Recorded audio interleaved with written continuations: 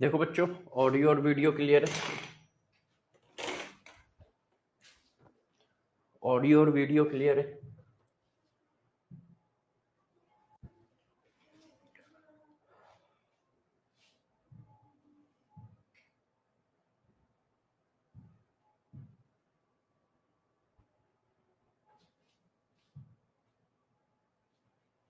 Audio और video clear है। सब लोग बताओ।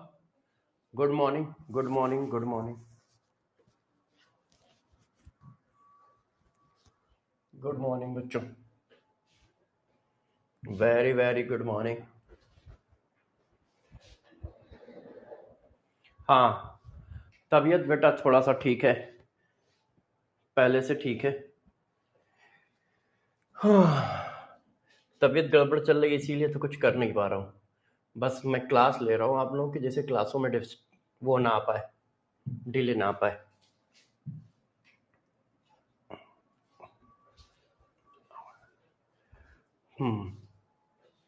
प्लानर बता देंगे यार, प्लानर भी बता देंगे।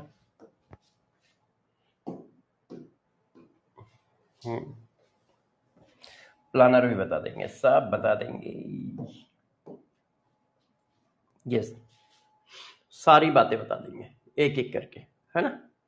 देखो बच्चों, अब आप सारे बच्चे मुझे बताएं कि हम लोगों की फिजिकल आज आज तो नहीं खत्म होगी, मतलब मंडे को खत्म हो जाएगी। मंडे को खत्म हो जाएगी फिजिकल। तो अब फिजिकल का कंप्लीट टेस्ट कैसे लिया जाए, आप ये मुझे बताओ। पहला पॉइंट तो ये है कि पूरी फिजिकल केमिस्ट्री का टेस्ट कैसे लें, जैसे एक बार आपकी रिवाइज हो जाए। तो मैं आपको कुछ चीजें बता देता हूं, ठीक है, जैसे आप लोगों का काम बहुत अच्छे से हो जाए। देखो, physical chemistry, complete physical chemistry के मैं कंप्लीट फिजिकल केमिस्ट्री के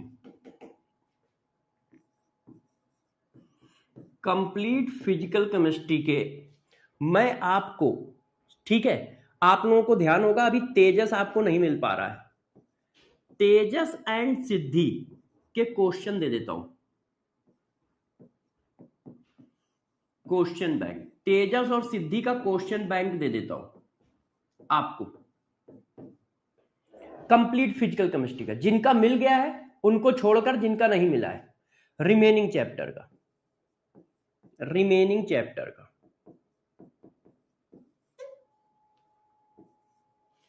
इनको क्या करेंगे हम, पैरेलल में धीरे धीरे करके करते रहेंगे। ऑर्गेनिक इधर चलती रहेगी और हम तेजस और सिद्धि को as a target, as a revision कराते रहेंगे और टेस्ट लेते रहेंगे, है ना। अरे यार,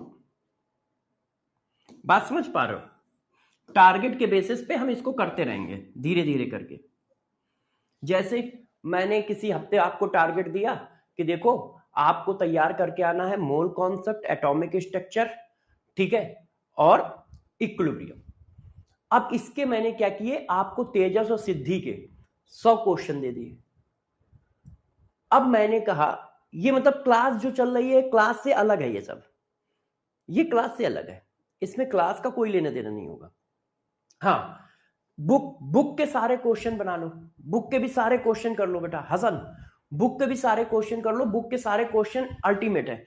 आप चाहो तो तेजस सिद्धि के क्वेश्चन ना लो, बुक के ही क्वेश्चन कर लो, मैं इसका टेस्ट वाइज कर देता हूं। हाँ, इसको टेस्ट वाइज कर ले, कहो तो टेस्ट वाइज कर ले। तो पहले एक एक करके सारा काम मैं बता देता हूं, है ना, एक एक करके बता देता हूं।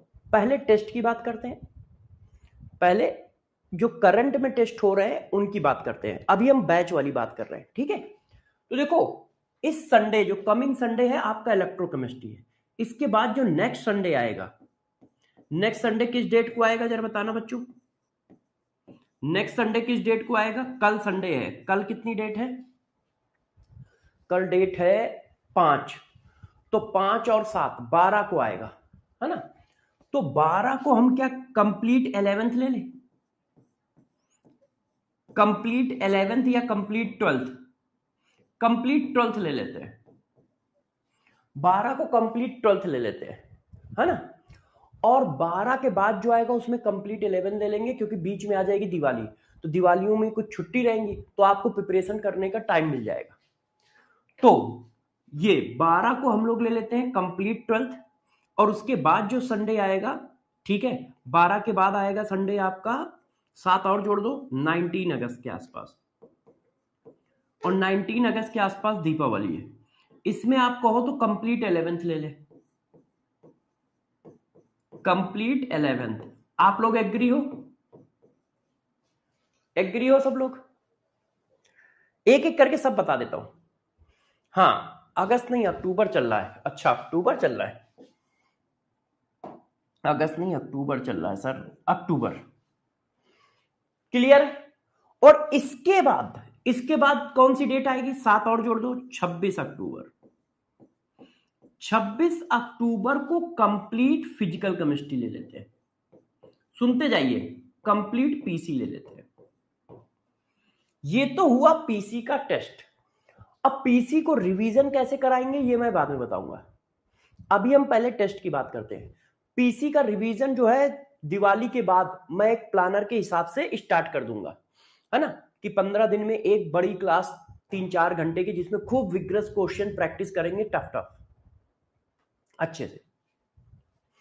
तो अभी क्या है, ये टेस्ट की बात है और ये बैच में चल रहा होगा। ये बैच टेस्ट की बात है, ये बैच के टेस्ट की बात है,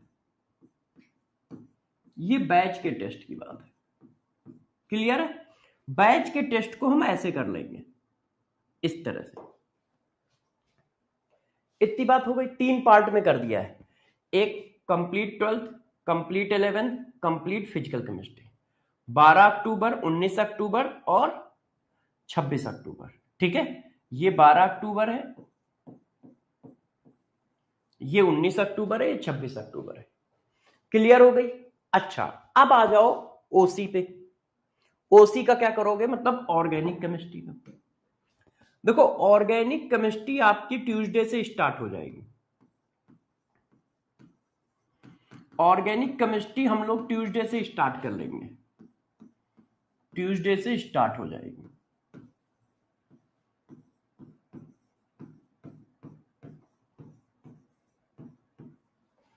ऑर्गेनिक केमिस्ट्री आपकी ट्यूसडे से स्टार्ट होगी। ठीक है, हाँ, ट्यूसडे से स्टार्ट होगी। तो जब मैं ट्यूसडे को स्टार्ट करूंगा तब सारी डिटेल दूंगा इसके बारे में, कि कैसे कैसे पढ़ना है, किस तरह से क्या करना है, कैसे क्या करोगे। ठीक है, तब उसके बारे में सारा प्लान बताऊंगा। तो सारा प्लान उसी समय बताऊंगा जब ऑर्गेनिक स्टार्ट करूंगा। अभी आप लोग को फिजिकल का प्लान बता दिया। अब आप लोग पेन कॉपी तैयार कर लो, टीएसडी आपके सामने आने वाला है। पेन कॉपी तैयार कर लीजिए, टीएसडी का पहला क्वेश्चन आपके सामने आने वाला है। पहला क्वेश्चन आपके सामने आने वाला है। ठीक है, हाँ, आप लोग बिल्कुल परेशान ना हो, लास्ट तक जाते जाते सब रिवाइज कराऊंगा, कई बार रिवाइज कराऊंगा।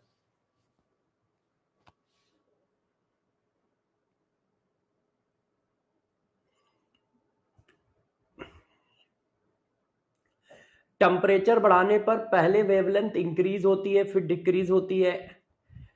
ठीक है, ऐसा कुछ नहीं है। पूरा का पूरा black body radiation constant temperature पे, कांस्टेंट टेम्परेचर पे ब्लैक बॉडी रेडिएशन का कर्व ऐसा है। मान लो 3000 पे है तो 3000 पे ऐसा कर्व है, 6000 है 6000 पे भी ऐसा कर्व है। आप ये कह रहे हो कि वेवलेंथ बढ़ाने पे इंटेंसिटी डिक्रीज करती है। पहले वेवलेंथ बढ़ाओगे, शुरुआत में वेवलेंथ बढ़ाओगे तो इंटेंसिटी इंक्रीज करेगी, एक समय के बाद वेवलेंथ बढ़ाने पे इंटेंसिटी डिक्रीज करती है।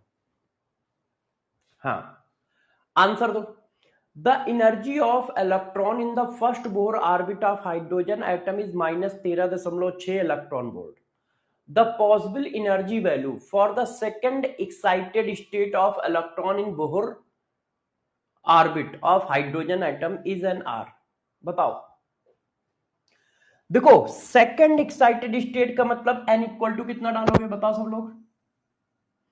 सेकंड एक्साइटेड स्टेट का मतलब n इक्वल टू कितना डालोगे, 3। जितना एक्साइटेड स्टेट पूछ रहा है उसमें एक जोड़कर, यस यस। अब वो कह रहा है कि एनर्जी बताओ, तो थर्ड ऑर्बिट की एनर्जी बतानी है।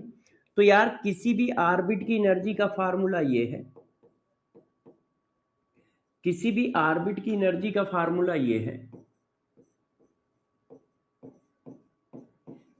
अब थर्ड ऑर्बिट की पूछ रहा है तो n इक्वल टू 3 हो गया और z इक्वल टू 1 हो गया, क्योंकि हाइड्रोजन एटम की बात चल रही है।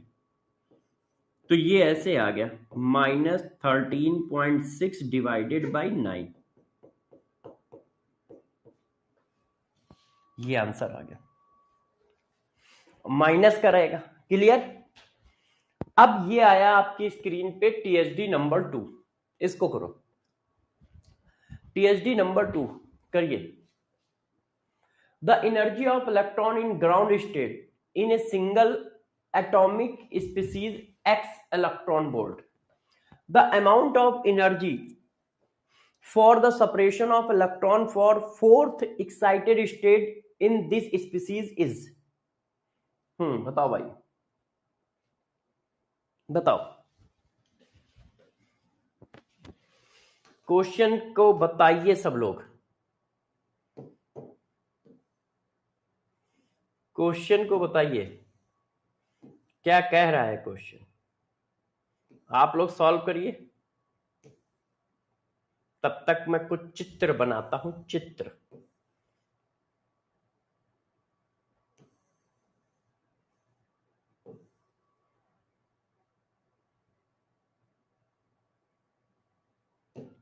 बताइए। अब देखो वो क्या कह रहा है।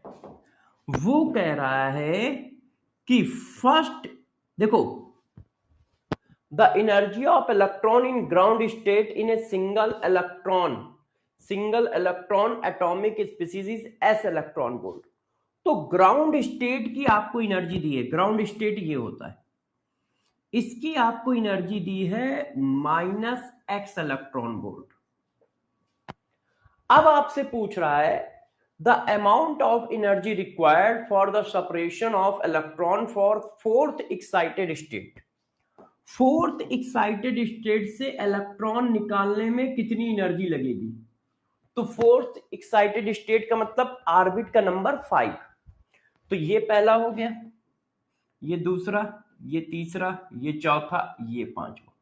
मतलब यहां से इलेक्ट्रॉन निकालने में कितनी एनर्जी लगेगी ये पूछ रहा है।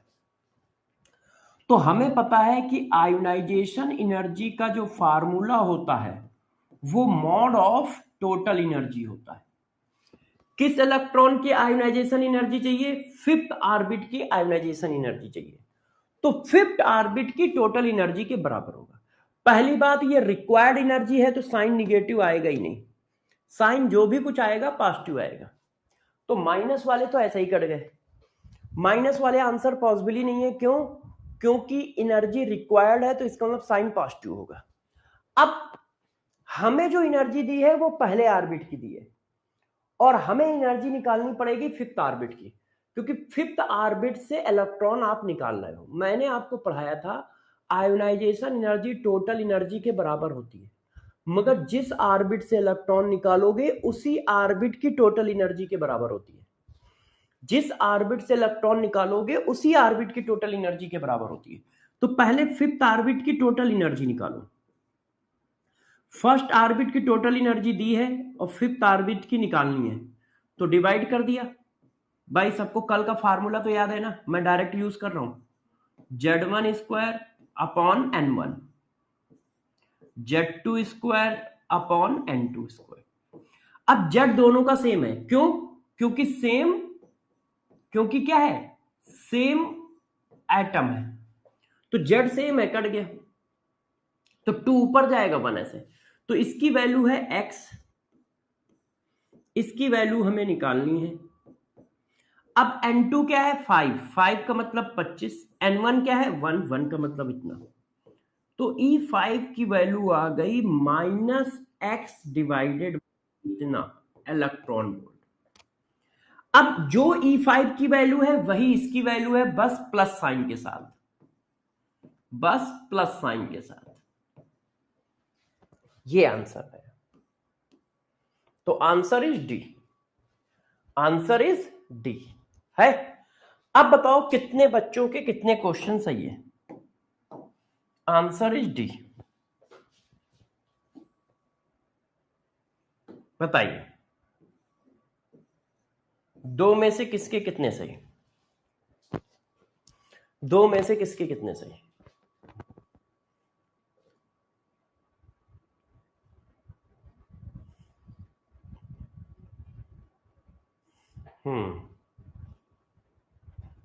बहुत सही, बहुत सही, गुड, वेरी गुड,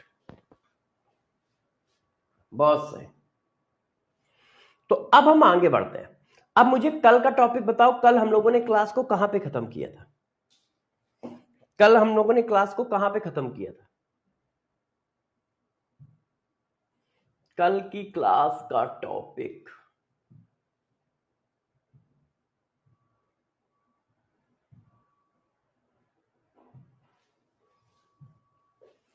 कल हम लोगों ने क्लास को कहां खत्म किया था?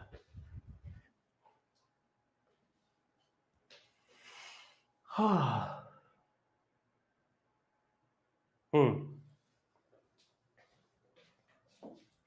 ये कल की पीपीटी है।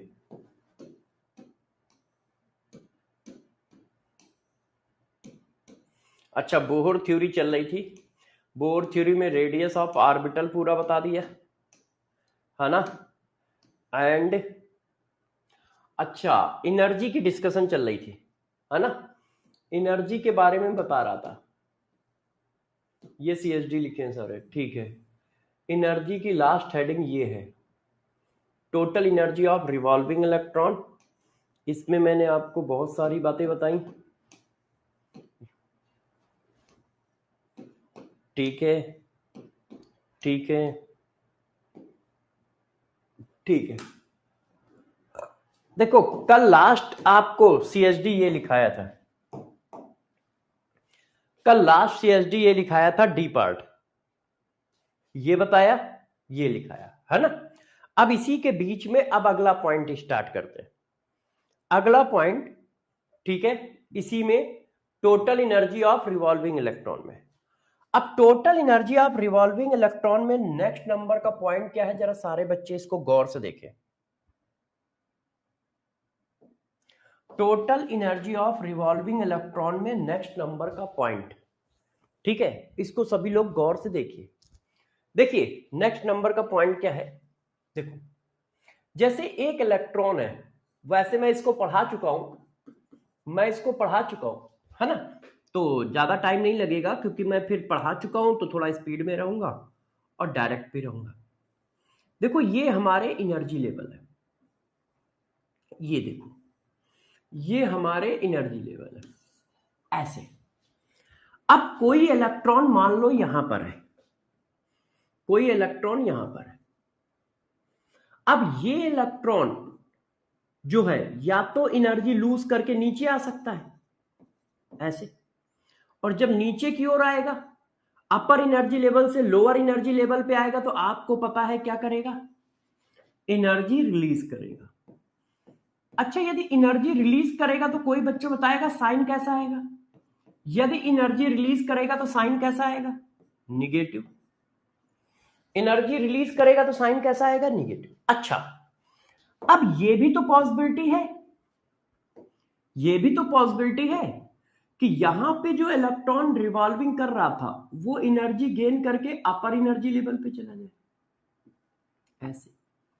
मगर जब ये अपर एनर्जी लेवल पे जाएगा तो क्या करेगा? एनर्जी गेन करेगा, एनर्जी गेन करेगा। अब साइन कैसा आएगा? जब एनर्जी गेन करेगा तो साइन कैसा आएगा? पॉजिटिव। इतनी बात क्लियर है कि नहीं? हाँ। अब मुझे बताओ, ये माइनस और प्लस साइन रिप्रेजेंट क्या करते हैं? ये माइनस और प्लस साइन क्या रिप्रेजेंट करते हैं? Plus and minus sign only represent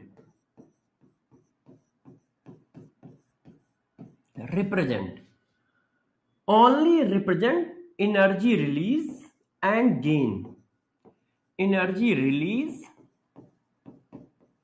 and gain। ये सिर्फ ये रिप्रेजेंट करते हैं कि एनर्जी रिलीज हो रही है या गेन हो रही है, not amount of energy, not amount of energy. ये अमाउंट ऑफ एनर्जी को थोड़ी रिप्रेजेंट करते हैं। माइनस और प्लस साइन तो ये बताता है कि बस एनर्जी रिलीज होगी कि गेन होगी। अब हमें यह भी पता है energy neither be create nor be destroy. तो हम क्या करते हैं, हम ये करते हैं कि हम एनर्जी गैप की एनर्जी निकाल लेते हैं। हम क्या करने जा रहे हैं, हम इस गैप की एनर्जी निकाल ले रहे हैं। जैसे ये गैप है, गैप कितना बना, गैप इतना बना ना, इसको ऐसे कर देते हैं। गैप कितना बना बच्चों, देखो गैप इतना बना। इस गैप की एनर्जी निकाल लेते हैं, इस गैप की। अब यदि ऊपर से नीचे आया होगा तो साइन माइनस लगा देंगे, और नीचे से ऊपर क्या होगा तो साइन प्लस लगा देंगे। गैप की एनर्जी तो फिक्स ही रहेगी ना, है कि नहीं? गैप की एनर्जी फिक्स ही रहेगी। तो इस गैप की एनर्जी होती कितनी है, तो इस गैप की एनर्जी इतनी होती है। ये मैंने पीछे पढ़ाया है, बता रहा हूं।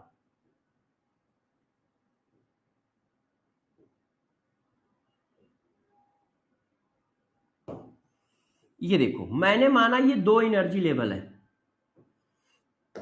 ये N1 एनर्जी लेवल है, ये N2 एनर्जी लेवल है। अब इस एनर्जी लेवल के गैप की एनर्जी जो है, ये जो गैप है, उस गैप की एनर्जी की वैल्यू क्या है, तो वो वैल्यू बच्चों हमने पीछे निकाली है, delta E equal to 13.6 Z square 1/N1 square minus 1/N2 square electron volt per atom. Electron volt per atom, ये इस गैप की एनर्जी है। N1 क्या है, लोअर एनर्जी लेवल, ये क्या है, लोअर एनर्जी लेवल, और वो क्या है, अपर एनर्जी लेवल। ये क्या है, अपर एनर्जी लेवल।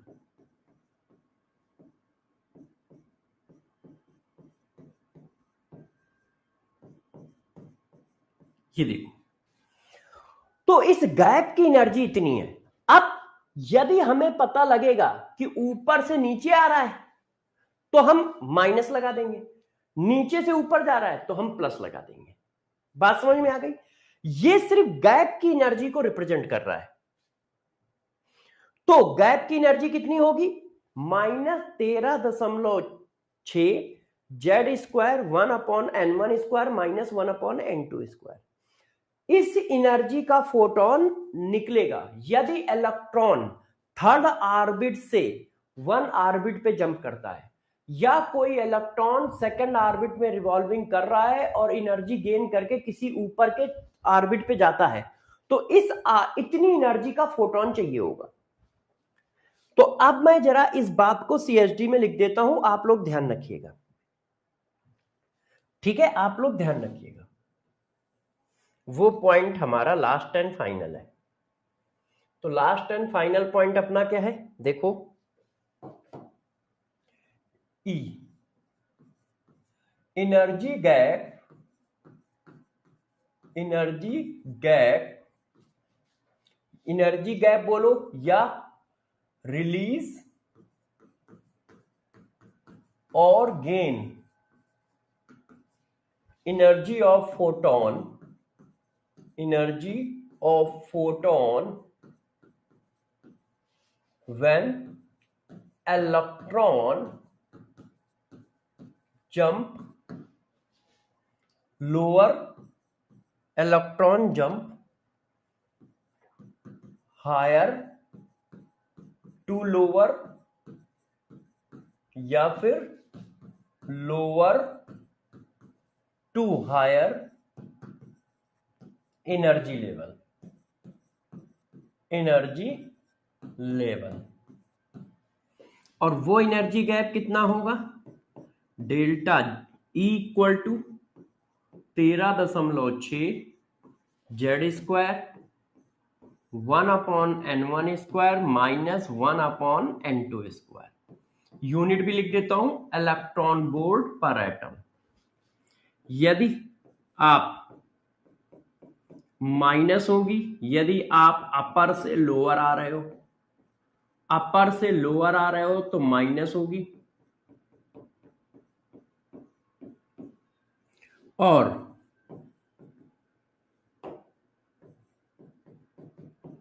लोअर से अपर जा रहे हो तो प्लस होगी। लोअर एनर्जी लेवल से अपर एनर्जी लेवल जा रहे हो तो प्लस होगी। ये देखो, ये बात क्लियर हो गई?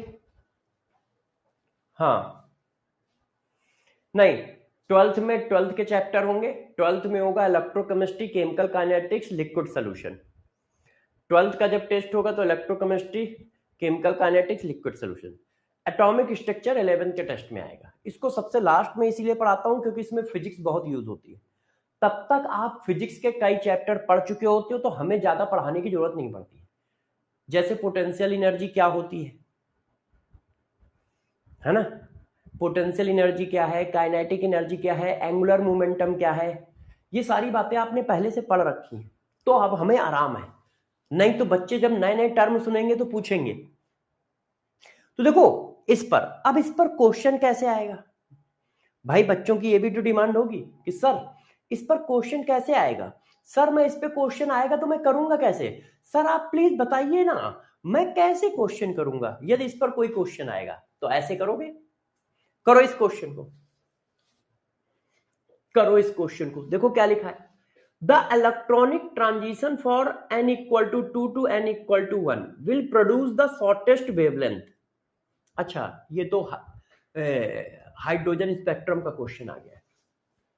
ये हाइड्रोजन स्पेक्ट्रम का है। जो मैं क्वेश्चन ढूंढ रहा हूं वो नहीं है, ये मैं लिख के देता हूं।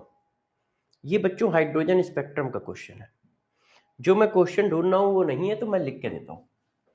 क्वेश्चन करिए और आंसर बताइए, ठीक है? अच्छे से बताइएगा।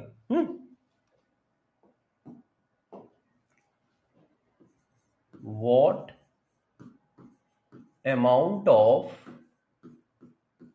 energy photon required to second orbit revolving electron for jump in third orbit of hydrogen atom. ये लो, ए -13.6 इलेक्ट्रॉन वोल्ट,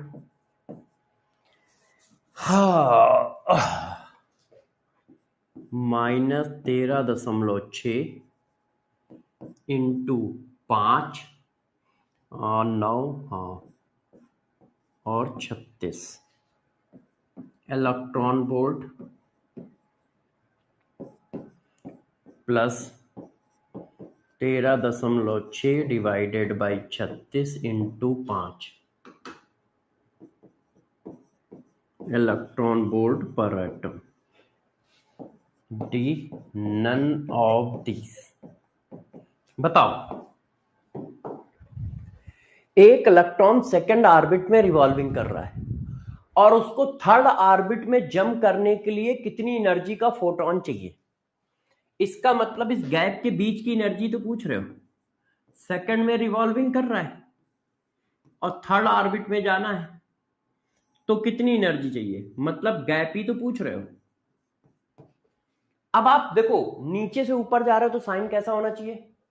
नीचे से ऊपर जा रहे हो तो साइन पॉजिटिव होना चाहिए। तो ये वाले आंसर अपने आप कट गए, क्योंकि नीचे से ऊपर जा रहे हो तो साइन पॉजिटिव होना चाहिए, तो बस यही आंसर होगा, पॉजिटिव यही है। मगर एक नन आंसर भी लिखा है तो अब वैल्यू निकालनी पड़ेगी। Delta E equal to 13.6 Z square 1/n1 square minus 1/n2 square. 13.6 Z की वैल्यू 1, क्यों? हाइड्रोजन की बात कर रहा है। N1 कितना है 2, N2 कितना है 3, तो ये 13.6 ऊपर आएगा 9 माइनस 4 और नीचे आएगा 9 इंटू 4, तो ये आया 13.6 into 5 divided by 36 electron volt per atom. अब साइन पॉजिटिव लिखना है या माइनस। अब साइन कैसा लगाना है ये चेक कर लो आप। नीचे से ऊपर जा रहा है तो साइन कैसा लगाना है, नीचे से ऊपर जा रहा है तो साइन कैसा लगाना है, पॉजिटिव। तो हमारा आंसर पॉजिटिव आएगा ऐसा, हमारा आंसर पॉजिटिव आएगा ऐसे। क्लियर, क्लियर है?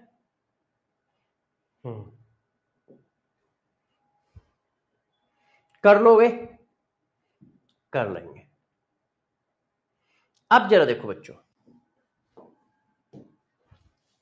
अब अगली हेडिंग है टोटल, सॉरी टोटल क्या, velocity of revolving electron, revolving electron. अब रिवॉल्विंग इलेक्ट्रॉन की वेलोसिटी कितनी होगी इस पर डिस्कशन है। ये एक हमारा एटम है और ये हमारा न्यूक्लियस है। अब एक इलेक्ट्रॉन चक्कर लगा रहा है ऐसे ऐसे, तो किस वेलोसिटी से चक्कर लगा रहा है, न्यूक्लियस के चारों ओर किस वेलोसिटी से चक्कर लगा रहा है। तो वेलोसिटी ऑफ इलेक्ट्रॉन का जो फार्मूला होगा वो कितना होगा, 2.18 इंटू जेड अपॉन एन। देखो यूनिट का ध्यान रखना, 2.18 इंटू 10 की power 6 Z upon N metre per second, metre per second.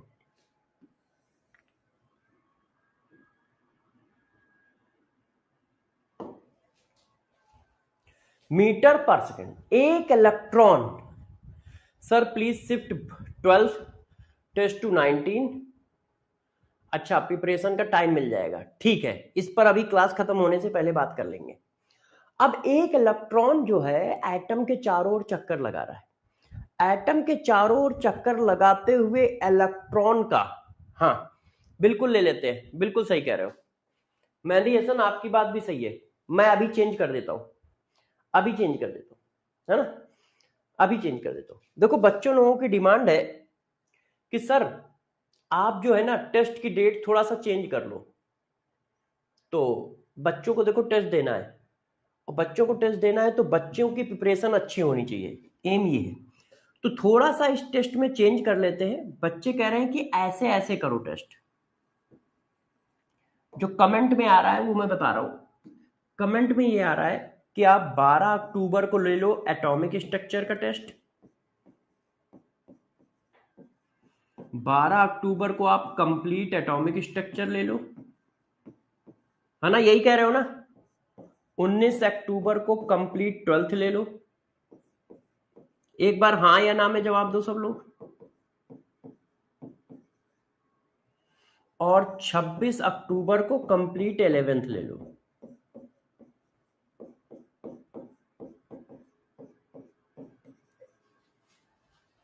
यही कह रहे हो।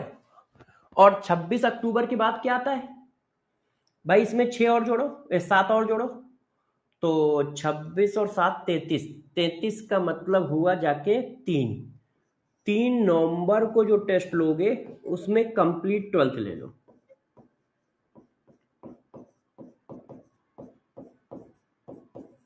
एक कंप्लीट पीसी ले लो,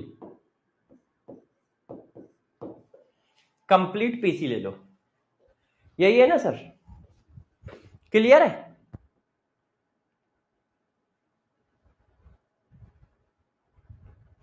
अरे प्रभु सिर्फ फिजिकल केमिस्ट्री की बात चल रही है, कंप्लीट 12th में liquid solution, last chapter physical chemistry का चल रहा है, 12th तो पहले से कंप्लीट हो चुकी है, सिर्फ फिजिकल केमिस्ट्री की बात चल रही है ये। ये देखो फिजिकल केमिस्ट्री की, ये सिर्फ फिजिकल केमिस्ट्री की बात चल रही है, अभी बात सिर्फ फिजिकल केमिस्ट्री की चल रही है, ओनली फिजिकल केमिस्ट्री।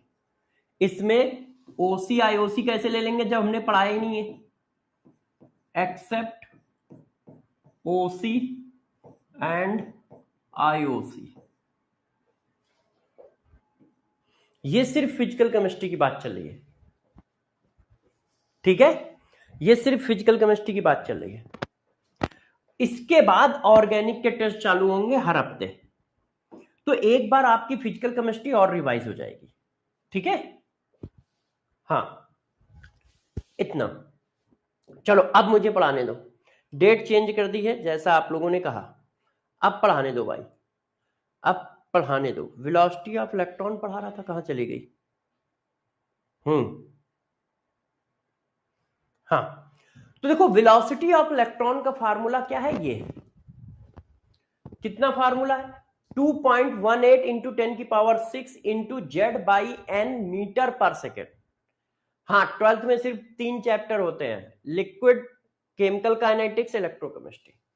अब आप इस फार्मूले को देखकर जरा दो बातें बताइए। पहला कि जो वेलोसिटी ऑफ इलेक्ट्रॉन है वो डायरेक्टली प्रोपोर्शनल है जेड के, इनवर्सली प्रोपोर्शनल है एन के। मतलब जैसे जैसे न्यूक्लियस से दूर जाओगे वेलोसिटी डिक्रीज करेगी, जैसे जैसे न्यूक्लियस से दूर जाओगे वेलोसिटी डिक्रीज करेगी, ये देखो है।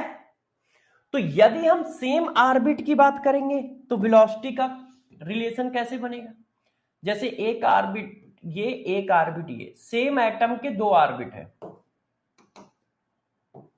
ये n1 ऑर्बिट है, ये n2 ऑर्बिट है। यहां पे कोई इलेक्ट्रॉन v1 वेलोसिटी से ट्रेवल कर रहा है, यहां पे कोई इलेक्ट्रॉन u2 वेलोसिटी से ट्रेवल कर रहा है, तो अब इनके बीच में रिलेशन कैसा बनेगा? तो भाई यहां तो जेड कांस्टेंट होगा, तो फार्मूला ये आ जाएगा,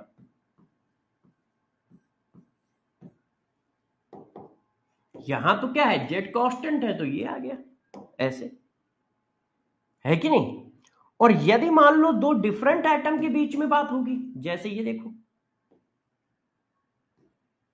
ऐसे, कि ये एक एटम है, इसका nth एनर्जी लेवल है और एटॉमिक मास Z1, ये दूसरा है जिसका एटॉमिक नंबर Z2 है और ये N2 एनर्जी लेवल है। इस पर जब वेलोसिटी से ट्रेवल कर रहा है U1, इस पे वेलोसिटी से ट्रेवल कर रहा है U2, तो U1 अपॉन U2, अब क्या है, Z भी वेरिएबल है, तो Z1 upon N1 divided by Z2 upon N2, तब ये फार्मूला बनेगा जैसा एनर्जी में बना के आए हैं, ये देखो। क्लियर? क्लियर। हाँ, लेक्चर नंबर 4 कोई नहीं है, लेक्चर नंबर 4 कोई नहीं है। उस दिन मेरी तबीयत इतनी ज्यादा खराब थी कि मैं उठ ही नहीं पाया, मैं उठा 9:30 पौने 10 बजे। तो वो क्या हुआ कि लेक्चर लगा रहा और क्लास ब्लैंक जाती रही, क्योंकि मैंने किसी को बताया नहीं था। मुझे लगा कि मैं सुबह तक ठीक हो जाऊंगा, क्यों क्लास कैंसिल करूं, क्यों क्लास कैंसिल करूं, और सुबह तक और बीमार हो गया।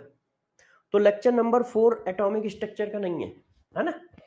अब ये देखो यार, अब इस पर क्वेश्चन कैसे आएगा, वेलोसिटी पे क्वेश्चन कैसे आएगा? चलो अब क्वेश्चन करके दिखाता हूं कि यदि वेलोसिटी पे कोई क्वेश्चन बनेगा तो कैसा बनेगा और उसको तुम करोगे कैसे, उसको तुम करोगे कैसे वेलोसिटी वाले क्वेश्चन को, ठीक है। चलिए मैं आपको एक क्वेश्चन देता हूं, देखिए मैंने आपसे कहा velocity of ground state of hydrogen atom is v meter per second. Calculate velocity of second orbit of lithium ion, lithium ion +2। Option 2V/3 metre per second. Option 3V/2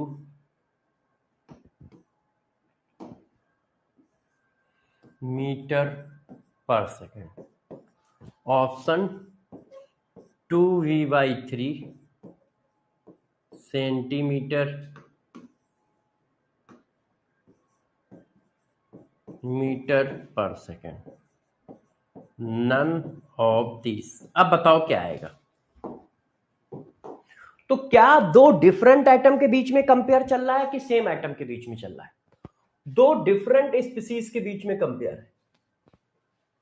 तो हम लोगों ने लगा दिया क्या, U1/U2 Z1/N1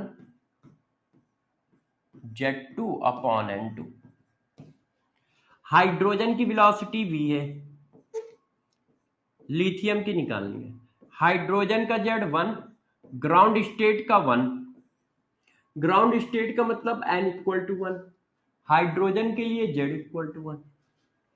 अब इसके लिए Z क्या है 3 और ऑर्बिट कौन सा है सेकंड, n की वैल्यू 2, तो V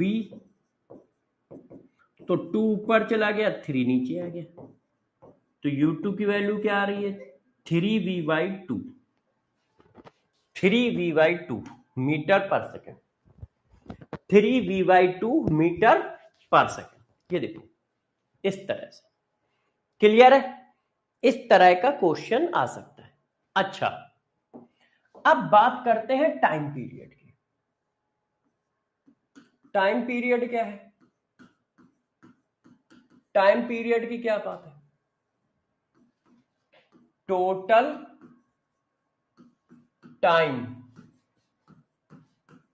रिक्वायर्ड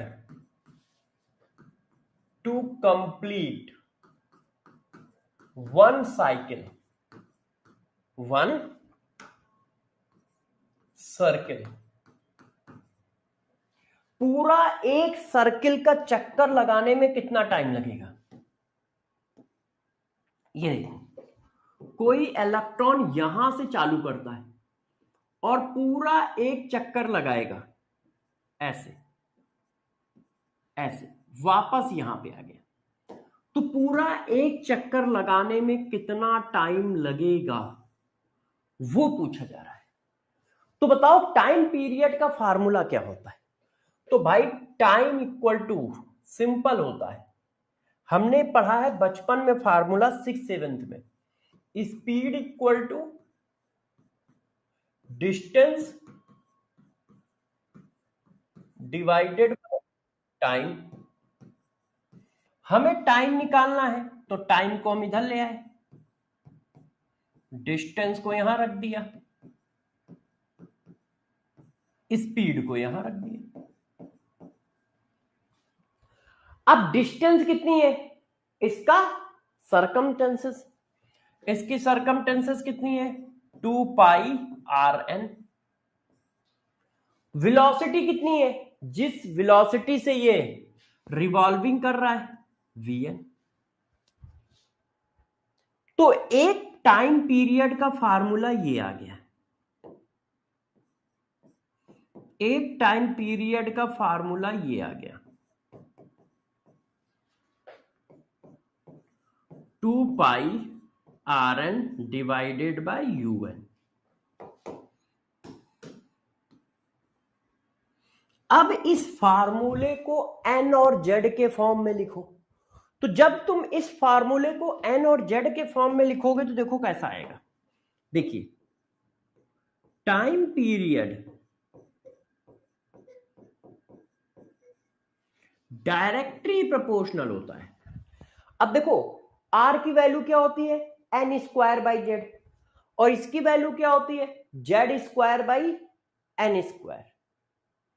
N²/Z। ओ एक मिनट रुको यार,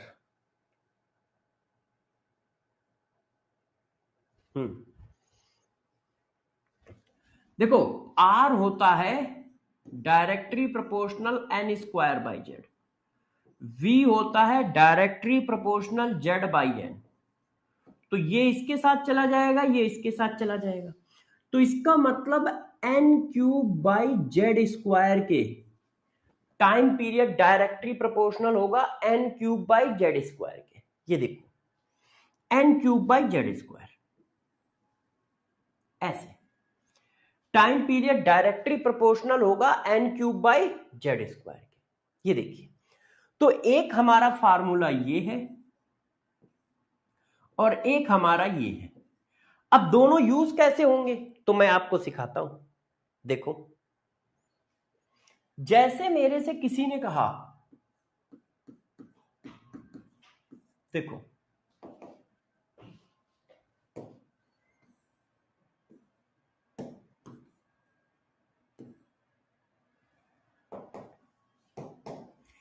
एक इलेक्ट्रॉन है n1 ऑर्बिट में रिवॉल्विंग कर रहा है और टाइम ले रहा है t1।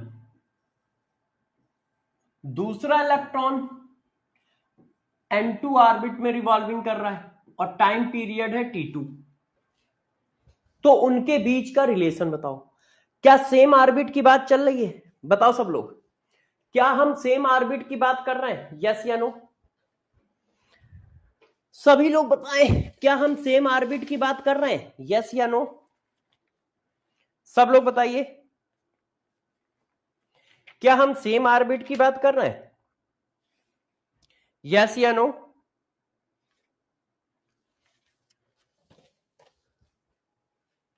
क्या हम सेम ऑर्बिट की बात कर रहे हैं? यस, हम सेम ऑर्बिट की बात कर रहे हैं, सॉरी सेम एटम की बात कर रहे हैं, ऑर्बिट नहीं। ऑर्बिट सेम नहीं है, ऑर्बिट अलग अलग है, एटम सेम है। तो जब एटम सेम है तो जेड सेम हो गया। हमारा टी डायरेक्टली प्रोपोर्शनल है N cube upon Z square के। तो जब जेड सेम हो गया तो T1 upon T2 equal to आ गया N1 अपॉन N2 का होल क्यूब।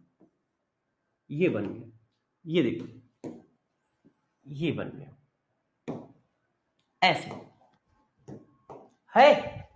और मान लो वो कहता है टाइम पीरियड बताओ, तो टाइम पीरियड का फार्मूला ये है 1.6 इंटू 1.5 इंटू 10 की power 16 N cube by Z square metre per second.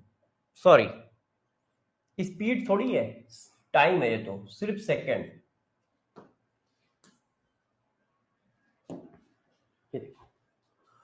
तो देखो जरा, सेम एटम है तो जेड कांस्टेंट हुआ, कट गया और ये आ गया। अब इस पर क्वेश्चन कैसे आता है ये मैं सिखाता हूं। तो जरा आप इस क्वेश्चन पर नजर डालें और सब लोग करें। ये आईआईटी में आया हुआ क्वेश्चन है। कहां गया? मैं लाया तो था बच्चों के लिए। एक मिनट बच्चों देखना दो यार, आपके लिए ये है।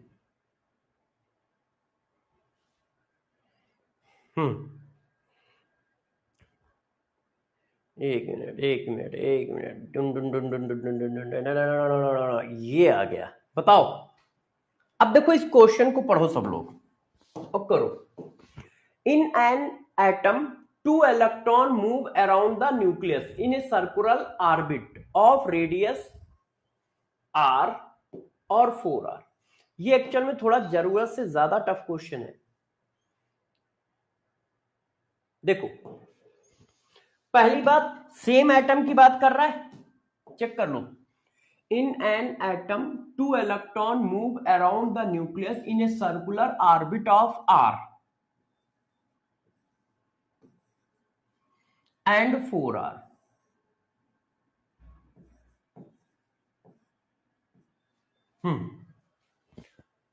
सेम एटम की बात कर रहा है, इसका मतलब जेड कांस्टेंट है। The ratio of time taken by them to complete one revolution is, ठीक है। तो भाई T1 अपॉन T2 की वैल्यू जो है N1 अपॉन N2 के क्यूब के बराबर होगी। अब रेडियस दिया है N1 N2 तो दिया ही नहीं है, देखो रेडियस दिया है, N1 N2 दिया ही नहीं है। तो यार रेडियस में भी तो मैंने पढ़ा रखा है R1 upon R2 equal to N1 upon N2 का स्क्वायर। जेड सेम है तो रेडियस में भी तो ये पढ़ा रखा है। अब तुम लोग मार खाओगे यदि इतनी जल्दी ये सब भूल जाओगे। रेडियस का फार्मूला ये होता है। अब सेम एटम की बात आएगी तो ये डायरेक्टली प्रोपोर्शनल होगा कि नहीं, तो ऐसा ही तो आएगा। अब ये तो दिया है, एक की रेडियस आर दी है, दूसरी की 4r दी है।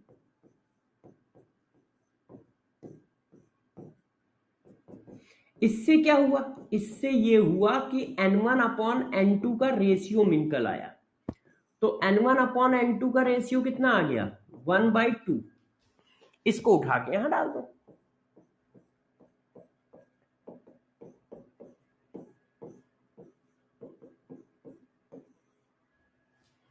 इसको उठा के यहां डाल दो है। तो उसने क्या किया, n को छुपाने के लिए r दे दिया, रेडियस दे दी। जैसे n छुप जाए, डायरेक्ट n बता देंगे तो तुम डायरेक्ट फार्मूला लगा दोगे। तो n को छुपाने के लिए मैंने क्या किया, r दे दिया। जैसे r की हेल्प से आप n निकालो, फिर यहां पे डालो, फिर यहां पे डालो, सॉरी बच्चों,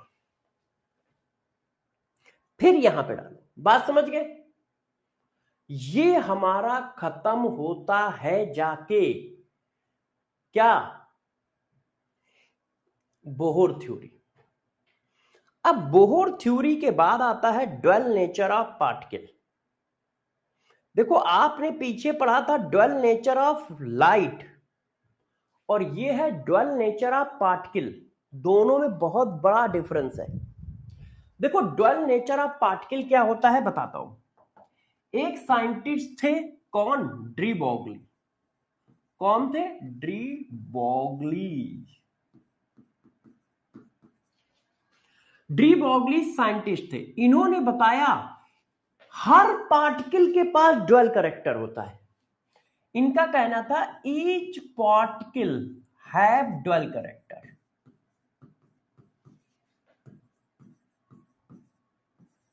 मतलब तुम्हारे पास, हमारे पास, दोनों के पास ड्वेल नेचर है, ड्वेल कैरेक्टर है। हम दोनों लोग वेव भी हैं और पार्टिकल भी हैं।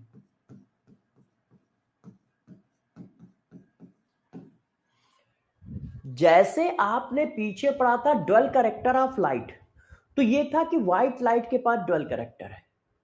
इन्होंने कहा नहीं मुन्ना नहीं, हर पार्टिकल के पास ड्वेल कैरेक्टर है। तो लोग चौंक गए, क्या मेरे पास भी ड्वेल कैरेक्टर है? तो डी ब्रोगली ने कहा हाँ मुन्ना, तुम्हारे पास भी ड्वेल कैरेक्टर है। उन्होंने कहा यार क्या कह रहे हो, हम तो कभी वेव की तरह टहले ही नहीं। तो उन्होंने कहा मुन्ना टहले नहीं, इसका मतलब ये नहीं कि तुम्हारे पास वो कैरेक्टर है नहीं, है। तो इनसे पूछा गया कैसे है, तो इन्होंने देखो क्या बताया।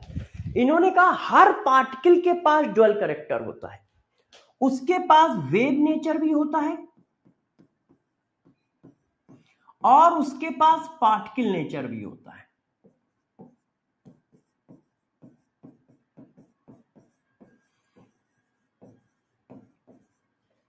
मतलब आपके पास भी ड्वेल कैरेक्टर है, मेरे पास भी ड्वेल कैरेक्टर है।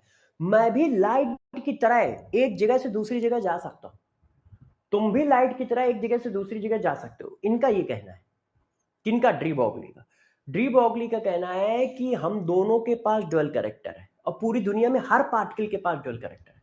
इस पेन के पास भी है, हमारे पास भी है, तुम्हारे पास भी है, सबके पास ड्वेल कैरेक्टर है। तो लोगों ने कहा यार ये बात तुम बता रहे हो मगर हजम नहीं हो रही है, हमारा वेव नेचर कभी दिखता क्यों नहीं है? हम तो हमेशा पार्टिकल नेचर की तरह रहते हैं, हमारा वेव नेचर कब दिखा? तो इन्होंने समझाया कि ये कंडीशन है। तो फिर डी ब्रोगली ने क्या किया, डी ब्रोगली ने अपनी हाइपोथेसिस दी, और डी ब्रोगली ने अपनी हाइपोथेसिस में क्या बताया ये देखो। उसको कहते हैं डी ब्रोगली वेवलेंथ। उसको मुन्ना क्या कहते हैं, डी ब्रोगली वेवलेंथ। अब डी ब्रोगली वेवलेंथ क्या होती है जरा समझो। तो डी ब्रॉगली ने बताया कि हर एक के पास ड्यूअल कैरेक्टर है। तो इन्होंने क्या किया, एक रिलेशन दिया, रिलेशन बिटवीन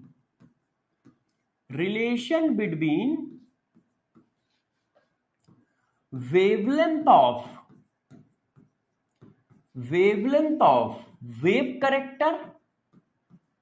वेव करेक्टर या वेव नेचर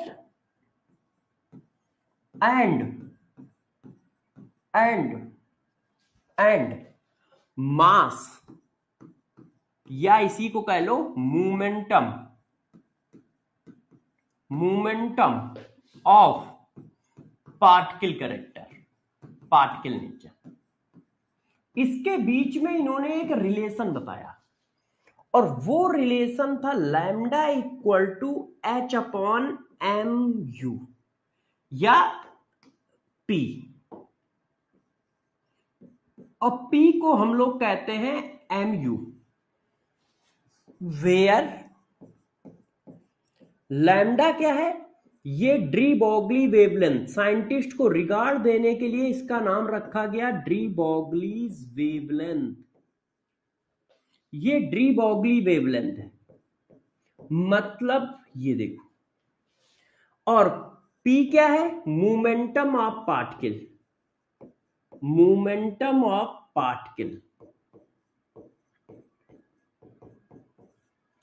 M क्या है, मास ऑफ पार्टिकल।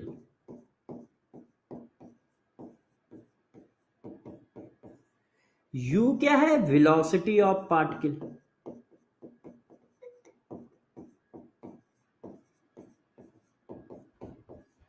इन्होंने किसी भी पार्टिकल के वेव नेचर और पार्टिकल नेचर के बीच में रिलेशन पढ़ाया।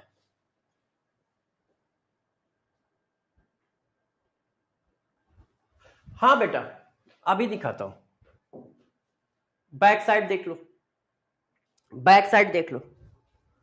हाँ बैक साइड देख लो।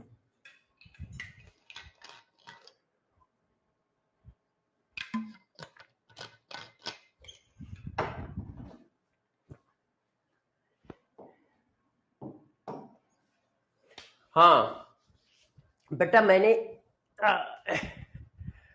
जेई का अर्जुना, जेई का लक्ष्य, यकीन का, ये नीट का 2.0, जेई का प्रयास, मतलब जितने हाई प्रोफाइल बैच थे, जितने यूनिक बैच, बड़े बैच, वो सब हम ही लोग पढ़ाते थे।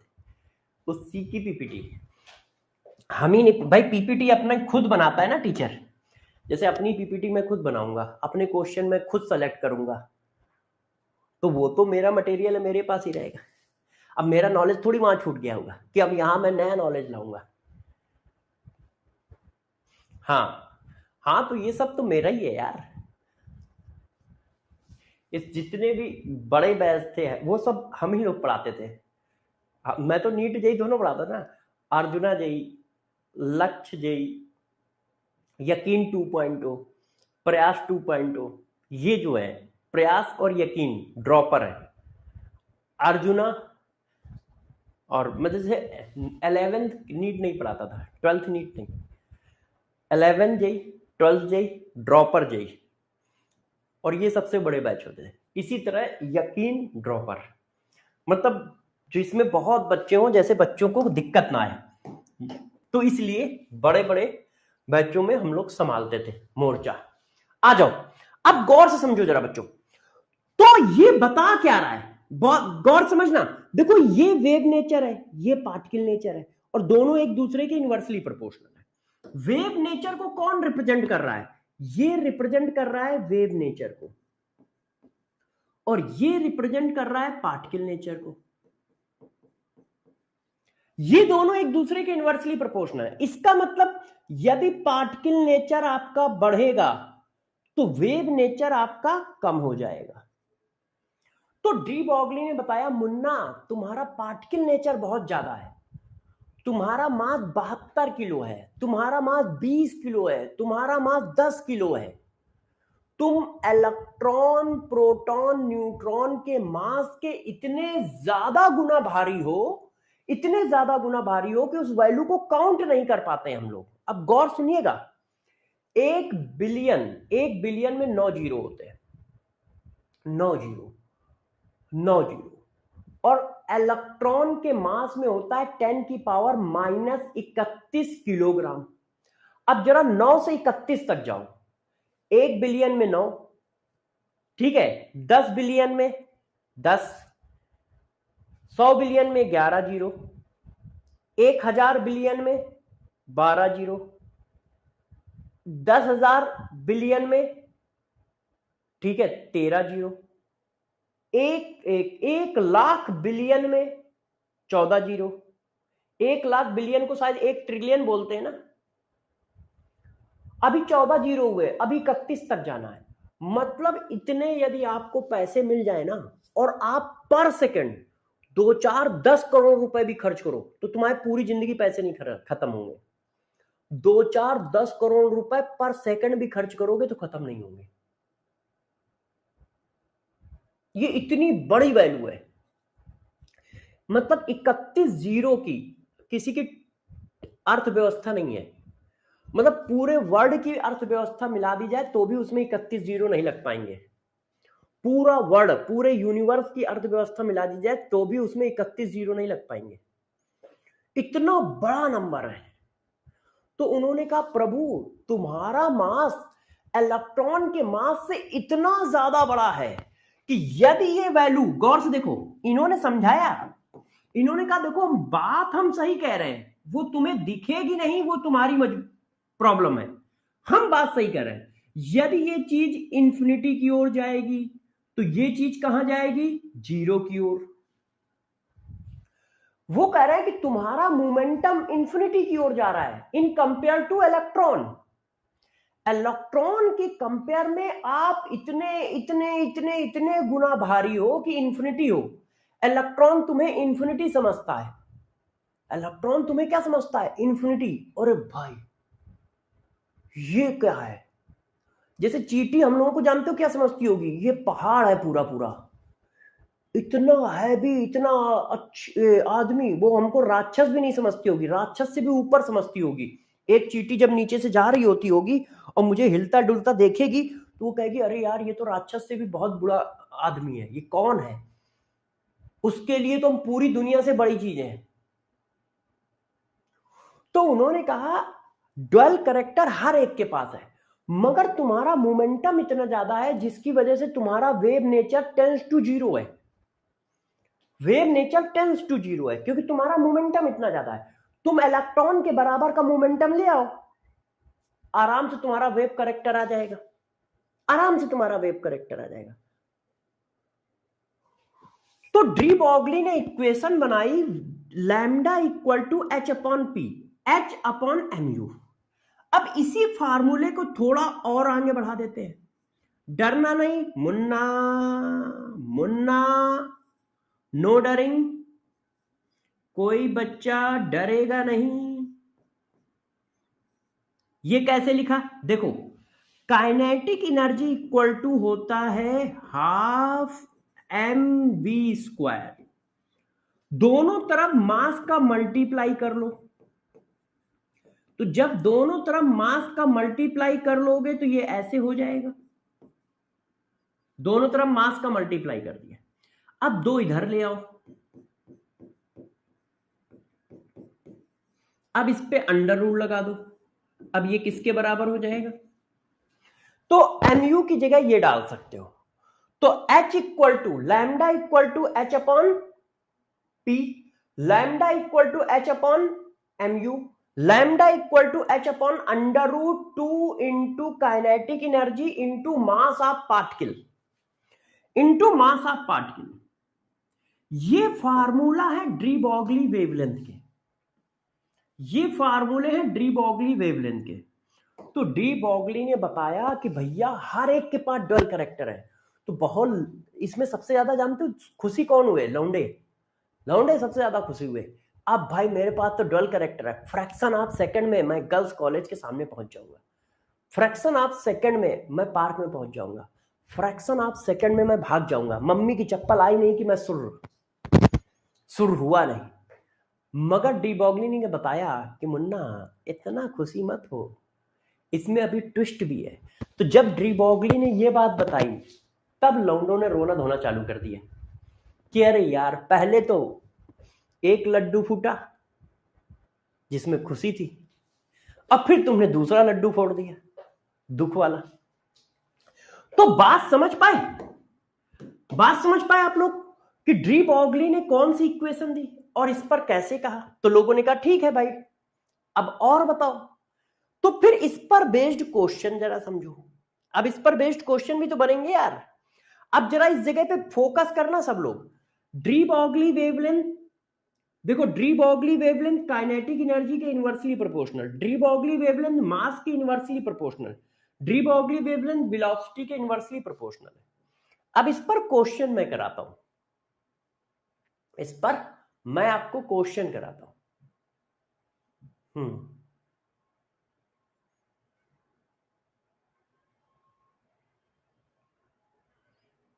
चलो पहले ये वाला क्वेश्चन करो।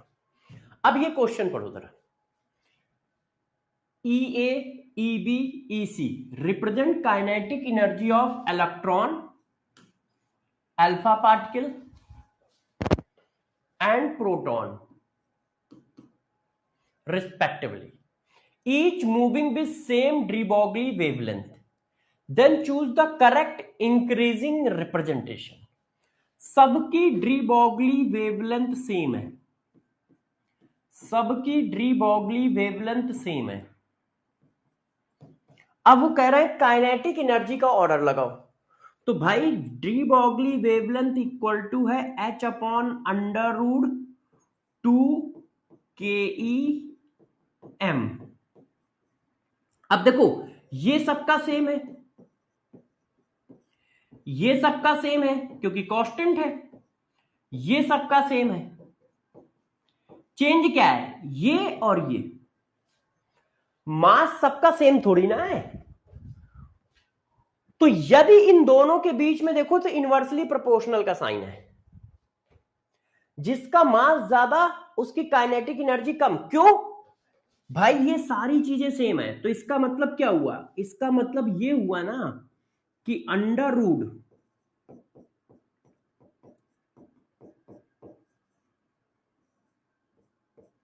Equal to constant. इसको मैं इधर ले आया, इसको नीचे ले गया, तो ये कांस्टेंट है। तो यदि ये बड़ा होगा तो ये छोटा होगा, मल्टीप्लाई में लिखे है ना। तो अब मास सबसे बड़ा किसका है, जिसका मास बड़ा होगा उसकी काइनेटिक एनर्जी कम होगी, है ना। जिसका मास बड़ा होगा उसकी काइनेटिक एनर्जी कम होगी। अब मास सबसे बड़ा किसका है, तो सबसे बड़ा मास अल्फा पार्टिकल का है। अल्फा पार्टिकल होता है 2He4, प्रोटॉन होता है 1H1 और इलेक्ट्रॉन जो होता है वो प्रोटॉन का एक से इतने गुना होता है। इलेक्ट्रॉन का मास सबसे कम है तो इलेक्ट्रॉन की काइनेटिक एनर्जी सबसे ज्यादा होगी। तो ये गलत हो गया, ये गलत हो गया। फिर काइनेटिक एनर्जी होगी प्रोटॉन की, प्रोटॉन की क्या है, सी, डी आंसर है। और सबसे कम काइनेटिक एनर्जी होगी किसकी, अल्फा पार्टिकल की। अब जरा देखो यार बच्चों, गौर समझिए। अब इन्होंने एक और बात बताई, गौर से देखिए। इन्होंने बताया कि आप लोगों ने अभी तक एटम के चारों ओर चक्कर लगाया है पार्टिकल के फॉर्म में। आप एटम के चारों ओर चक्कर कैसे लगा रहे हो, पार्टिकल के फॉर्म में। यदि हम वेव के फॉर्म में चक्कर लगाएंगे तो कैसे चक्कर लगाएंगे, क्यों, अब तो हर पार्टिकल के पास ड्यूअल कैरेक्टर है ना। अब तो हर पार्टिकल के पास ड्यूअल कैरेक्टर है। आप ये जो सर्कुलर पाथ लेते हो ये तो क्या है, पार्टिकल कैरेक्टर के हिसाब से है। और यदि वेव कैरेक्टर होगा तो इलेक्ट्रॉन वेव की तरह चलेगा ना, ऐसे वेव कैरेक्टर में इलेक्ट्रॉन वेव की तरह चलेगा, ऐसे गलत बन गया। वेव कैरेक्टर में इलेक्ट्रॉन वेव की तरह चलेगा। एक मिनट यार, एक्चुअल में वेव जुड़, अब सही जुड़ी है। अब सही जुड़ी है। तो वेव की तरह चलेगा। तो देखो पार्टिकल नेचर में डिस्टेंस कितनी होती है 2πrn। अब वेव नेचर में वो डिस्टेंस कितनी है n लैम्डा। गौर से मेरी बात समझिएगा जरा, ये क्या लिखा है इसको सब लोग अच्छे से समझेंगे, ध्यान दीजिए।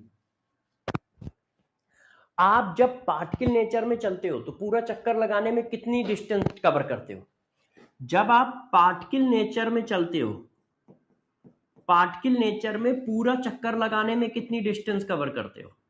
कवर करते हो 2πrn। जब आप वेव नेचर से यही चक्कर लगाओगे, तो वेव नेचर से जब चक्कर लगाओगे तो कितनी वेवलेंथ लोगे? तो हमने माना n वेवलेंथ लोगे। हमने क्या माना? n वेवलेंथ लोगे। इसका पूरा एक चक्कर लगाने में कितनी वेवलेंथ लोगे? n वेवलेंथ लोगे। पूरा एक चक्कर लगाने में कितनी वेवलेंथ लोगे? n वेवलेंथ लोगे, है ना? तो देखो वेयर n क्या है? n है, गौर सुनिएगा, number of wavelength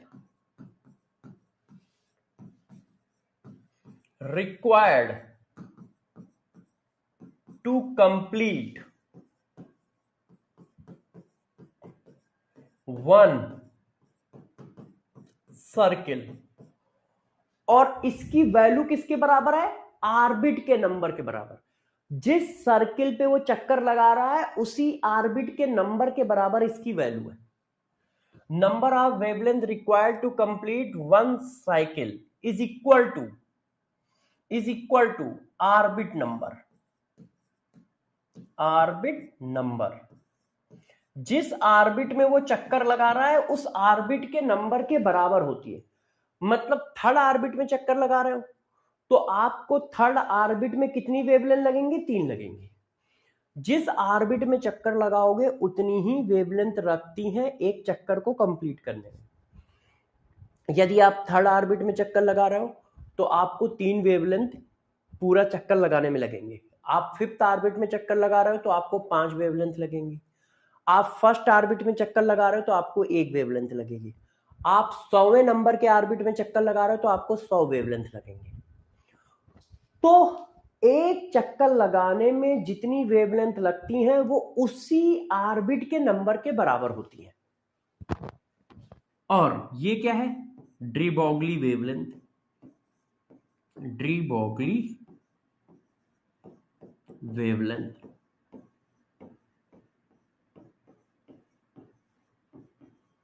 de Broglie wavelength. RN क्या है? रेडियस ऑफ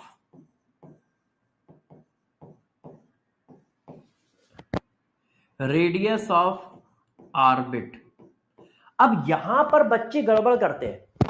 बच्चों को लगता है आर रेडियस ऑफ ऑर्बिट है। नहीं, जिस ऑर्बिट की डी ब्रोगली वेवलेंथ निकालोगे उसी ऑर्बिट की रेडियस यहां रखनी है, क्योंकि आपने इसी ऑर्बिट का सरकमफेरेंस पार्टिकल नेचर में निकाला है, इसी ऑर्बिट का सरकमफेरेंस वेव नेचर में निकाला है और दोनों को बराबर किया है। दोनों को बराबर किया है तो नोट डाल के लिख रहा हूं मैं, ध्यान रखिएगा। जिस ऑर्बिट की डी ब्रोगली, यहां पे आपको फंसाएगा भी, डी ब्रोगली वेवलेंथ निकालना हो, 1 मिनट यार, निकालना, एक बार अच्छे से लिख दूं,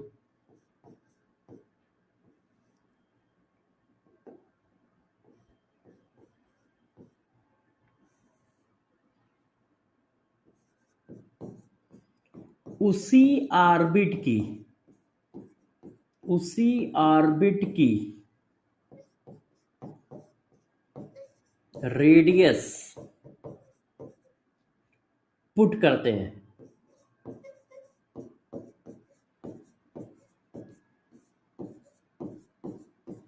देखो जिस ऑर्बिट की डी ब्रॉगली वेवलेंथ निकालना हो उसी ऑर्बिट की रेडियस पुट करते हैं फार्मूले में। ऐसा ना हो कि रेडियस तुम किसी और की रख दो। और इस पर क्वेश्चन अच्छा बनेगा तब बनेगा। तो देखो मैंने क्या कहा, जरा गौर समझो। मैंने पूछा कि किसी ऑर्बिट का एक चक्कर लगाने में कितनी वेवलेंथ खर्च होंगी, तो आप क्या बताओगे, उस ऑर्बिट के नंबर के बराबर। फिर मैंने पूछा कि उनके बीच में रिलेशन क्या है, तो 2πr n = n λ। जिस ऑर्बिट की डी ब्रॉगली वेवलेंथ निकालोगे उसी ऑर्बिट की रेडियस आपको पुट करनी है। अब इस पर क्वेश्चन आता कैसे है जरा एक बार देख लो। जैसे रोना धोना ना मचे जब पेपर में क्वेश्चन आए कि अरे सर, और ये मत सोचना कि टफ होगा। जब हम खड़े हैं तो टफ कैसे होगा, इजी होगा। बस जो कॉन्सेप्ट पढ़ाया है उसको आप अप्लाई करिए। ये मत देखिए वो जेई का क्वेश्चन है, नीट का क्वेश्चन है, चाहे जिस करिए। The D Broglie wavelength of electron in the fourth Bohr orbit. अब फोर्थ बोहर ऑर्बिट का डी ब्रॉगली वेवलेंथ चाहिए, देख लो फोर्थ बोहर ऑर्बिट का। तो फार्मूला क्या बनेगा, फोर्थ बोहर ऑर्बिट का डी ब्रॉगली वेवलेंथ चाहिए तो रेडियस भी किसकी रखोगे, फोर्थ बोहर ऑर्बिट की रखोगे। भाई एन की वैल्यू कितनी है, 4। तो फोर्थ ऑर्बिट का डी ब्रॉगली वेवलेंथ चाहिए तो रेडियस भी किसकी रखोगे, फोर्थ ऑर्बिट की रखोगे। और ये जो ए नॉट होता है, क्वेश्चन थोड़ा सा इनकम्प्लीट है, वेयर इनको लिखना चाहिए, where A naught is a Bohr radius, is a Bohr radius. और हो सकता है पेपर में लिखा भी आया हो, मेरे भाई ने गड़बड़ कर दिया हो, कंप्यूटर ऑपरेटर ने। ए नॉट एक बोहर रेडियस है, तो यार R4 की वैल्यू निकालनी पड़ेगी, क्योंकि R4 की वैल्यू थोड़ी दी है। ए नॉट क्या है, बोहर रेडियस। बोहर रेडियस मतलब रेडियस ऑफ फर्स्ट ऑर्बिट। तो देखो R1 upon R4 equal to N1 square upon N2 square. भाई ये कैसे लिख रहा हूं समझ पा रहे हो ना। फिर हमें वहां आदिकाल में मत ले जाओ कि सर फिर आदिकाल से बताओ ये कैसे आया। ये समझ गए ना कैसे लिख रहे हैं। अब ये बोहर रेडियस है, R4 की वैल्यू हमें निकालनी है, N1 का स्क्वायर और 4 का स्क्वायर, तो ये क्या हुआ 16। तो R4 की वैल्यू है 16 ए नॉट। अब आपने यहां डाला 16 ए not,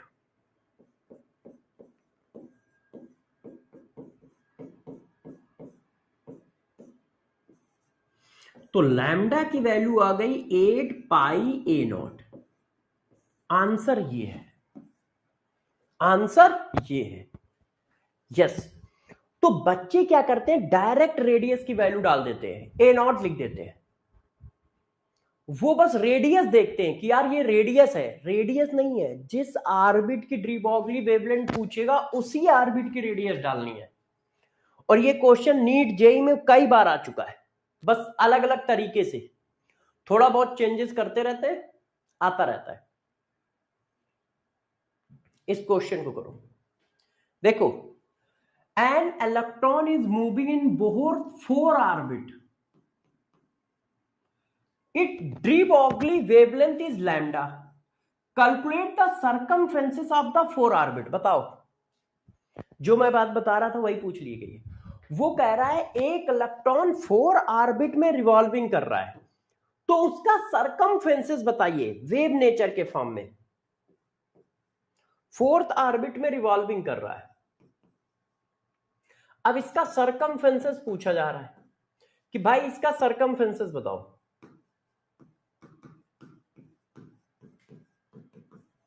in term of wave nature, in term of wave nature. तो वेव नेचर के टर्म में सरकमफ्रेंसेस कितना होता है, वेव नेचर के टर्म में सरकमफ्रेंसेस होता है n लैम्डा। n क्या है, उस ऑर्बिट का नंबर जिस ऑर्बिट में वो रिवॉल्विंग करता है, उस ऑर्बिट का नंबर जिस ऑर्बिट में वो रिवॉल्विंग करता है। यस, उस ऑर्बिट का नंबर जिस ऑर्बिट में वो रिवॉल्विंग करता है। तो ऐसे क्वेश्चन आपसे पूछे जा सकते हैं डी ब्रोगली वेवलेंथ में। समझ गए सब लोग? क्या इतनी बात सब लोग समझ गए? क्या ये बातें समझ गए आप लोग? यस। अब सभी बच्चे हेडिंग डालें अनसर्टेनिटी प्रिंसिपल। अब बताओ अनसर्टेनिटी प्रिंसिपल क्या होता है? क्वेश्चन क्या है बताइए। अब हेडिंग डाल दीजिए अनसर्टेनिटी प्रिंसिपल।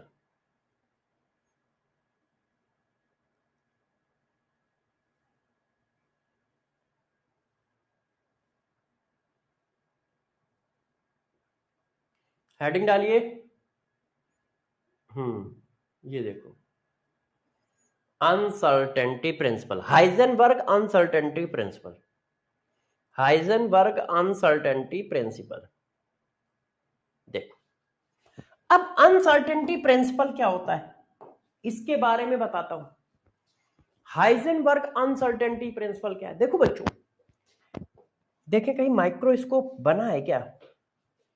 एक मिनट, टूल पे चलते हैं। केमिस्ट्री टूल पे तो माइक्रोस्कोप मुझे लग रहा देंगे नहीं, फिजिक्स में दे सकते हैं। केमिस्ट्री में माइक्रोस्कोप कहीं बना रखा है? नहीं, तराजू अराजू तो दे रखे हैं। माइक्रोस्कोप फिजिक्स में देखें। फिजिक्स में बल्ब, एलीमीटर, वोल्टामीटर। मैथ्स में तो देगा ही नहीं। मैथ्स में क्यों देगा? मैथ्स में कैलकुलेटर, अंडर। अच्छा, इससे अंडर रूट निकल जाता है क्या? ओके। तो यार बच्चों, कहीं पे माइक्रोस्कोप नहीं दिया है।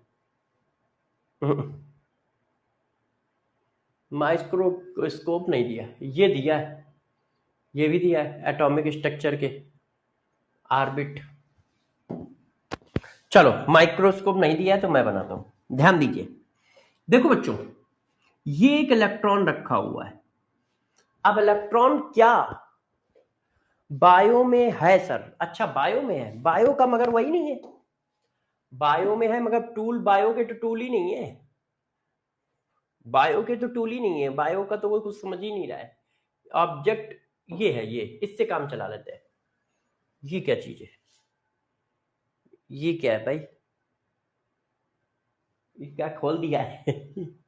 रुक जाओ, बंद करता हूं। नो कैमरा विजन, हटाओ इसको। टॉर्च है।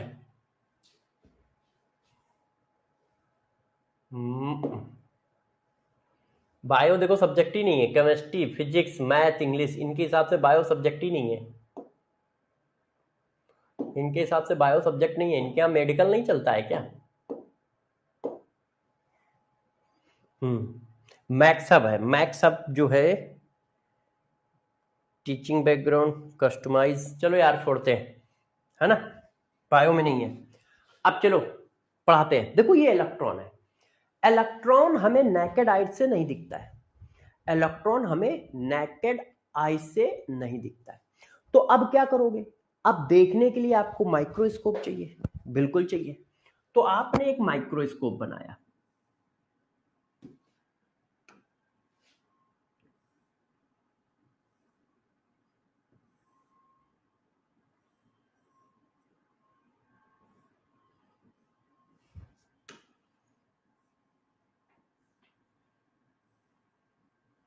देखो बच्चों, आपने क्या किया? एक माइक्रोस्कोप बनाया।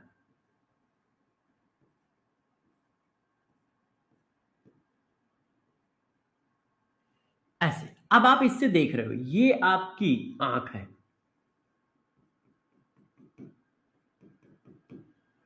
ऐसे अब आप इससे देख रहे हो। अब बताओ कोई भी पार्टिकल दिखता कैसे है? कोई भी पार्टिकल कैसे दिखता है ये तो आप हमसे ज्यादा जानते हो। कोई भी पार्टिकल कैसे दिखेगा? कोई भी व्यक्ति कैसे दिखता है? सबसे पहले क्या है? आपकी आंखों से रेज निकल पे जाकर उस पर टकराती है। ऐसे, फिर वो रिफ्लेक्ट होती है और रेटिना पे जाके पिक्चर बनाती है। ऐसे ही दिखता है ना, रेटिना पे जाके क्या बनाएंगी, पिक्चर, तभी तो दिखेगा। तो अब जरा गौर से देखो, इलेक्ट्रॉन क्या है, इलेक्ट्रॉन बहुत छोटा है, उसके पास इतना कम मास है। जैसे देखो, हमको सूर्य की एनर्जी मिल रही है, हमको यहां ट्यूबलाइट की एनर्जी मिल रही है, मगर मैं इतना बड़ा मास हूं कि इतनी एनर्जी से अपने को कोई फर्क नहीं पड़ता है। हम इतने बड़े मास है कि इतनी एनर्जी से हमें कोई फर्क नहीं पड़ता है। जैसे जितना खाना आप खाते हो उतना खाना एक चींटी को खिला दो, बताओ क्या होगा, आपको उतना खाने में कोई फर्क नहीं पड़ता है। आपसे कहा जाता है बेटा भूख लगी है, लो अच्छा थोड़ा सा एक एप्पल ही खा लो, अब वो पूरा एक एप्पल एक चींटी को खिला दो, एक चींटी को खिला दो, क्या होगा, निपट जाएगी, है ना। 100 चींटी मिलके पूरा एक एप्पल तुम्हारा नहीं खा पाएंगी, है। तो इलेक्ट्रॉन, जैसे इतनी सनलाइट आप एब्जॉर्ब कर ले रहे हो, आपको कोई फर्क नहीं पड़ रहा है, मगर जब इलेक्ट्रॉन के पास इतनी ही एनर्जी जाएगी तो उसको फर्क पड़ेगा। क्यों? क्योंकि वो आपसे ट्रिलियन बिलियन टाइम्स छोटा है, उसका मास 10 की पावर -31 है और तुम्हारा मास 73 किलो है।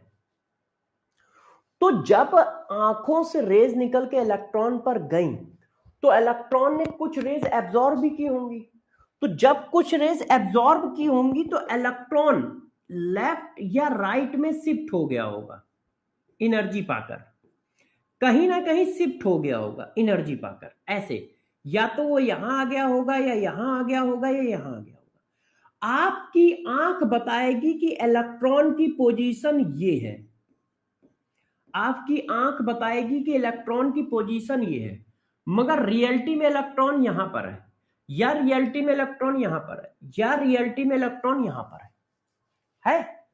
तो इसी अनसर्टेनिटी को काउंट किया किसने, हाइजेनबर्ग ने। हाइजेनबर्ग ने बताया कि यदि आप पोजीशन और मोमेंटम दोनों की अनसर्टेनिटी देखते हो तो पोजीशन और मोमेंटम की अनसर्टेनिटी की वैल्यू जो होती है h/4 के या तो बराबर होती है या उससे ज्यादा होती है। वेयर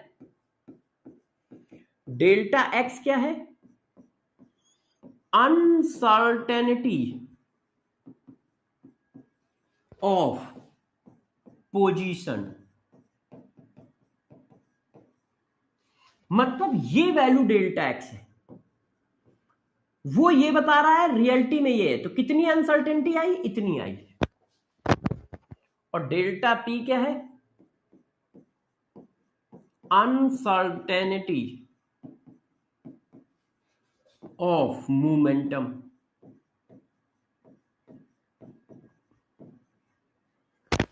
ये देखो, तो हाइजेनबर्ग ने बताया कि पोजीशन की अनसर्टेनिटी और उसके मोमेंटम की अनसर्टेनिटी का मल्टीप्लाई, मतलब उसकी वैल्यू h/4 से हमेशा बड़ी होगी या बराबर होगी, या बराबर होगी। ये देखो, ये इन्होंने फार्मूला दिया, ये देखिए। अब आप जानते हैं कि मोमेंटम इक्वल टू होता है क्या, m/v। तो मास में अनसर्टेनिटी थोड़ी हो सकती है, तो वेलोसिटी में अनसर्टेनिटी आ गई, तो डेल्टा v क्या हो गया, अनसर्टेनिटी इन वेलोसिटी। क्यों? जब उसको एनर्जी मिलेगी, एनर्जी मिलेगी तो वेलोसिटी में चेंज आएगा, और वेलोसिटी में चेंज आएगा तो मोमेंटम में चेंज आएगा। तो यदि मैं ये चीज इसमें रख दूं तो ये फार्मूला एक बार और आ गया इस तरह से।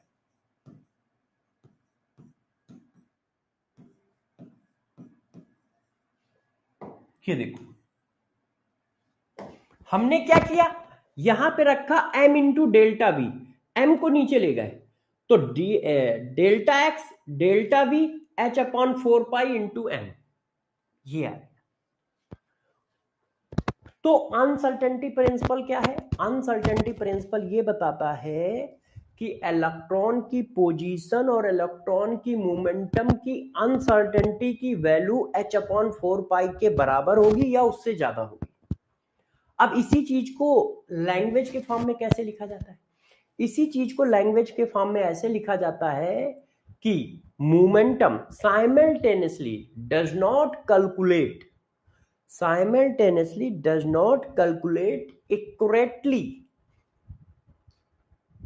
accurately momentum, uncertainty in momentum and uncertainty in position।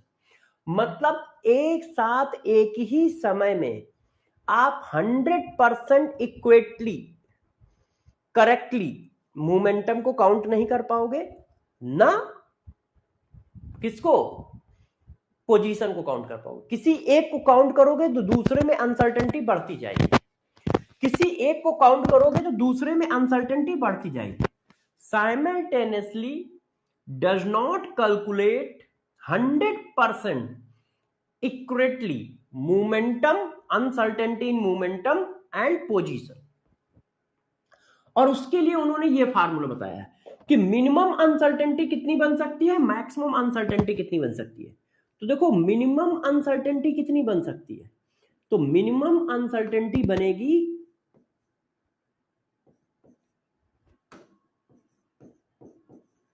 Minimum uncertainty कितनी बनेगी, delta x into delta P h/4 ये मिनिमम वैल्यू है।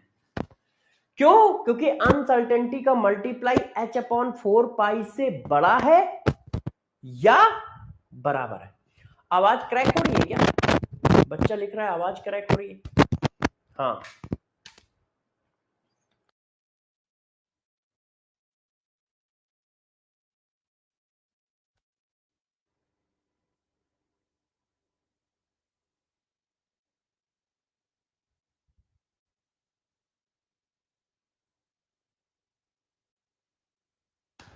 अब चेक करो, अब चेक करो, अब नहीं हो रही है, अब आवाज सब सही है, चेक करो, क्लियर क्लियर क्लियर। तो देखो ये फार्मूला दिया, अब इस पर क्वेश्चन कैसे कैसे बन सकते हैं जरा देखो, कैसे कैसे बन सकते हैं, गौर से देखिएगा सब लोग, है ना, किस किस तरह से क्वेश्चन बन सकते हैं, किस किस तरह से पूछ सकते हैं। तो पहला क्वेश्चन तो यही है,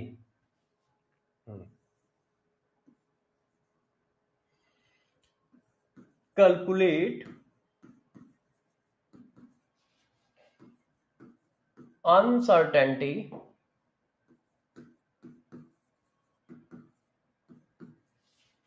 in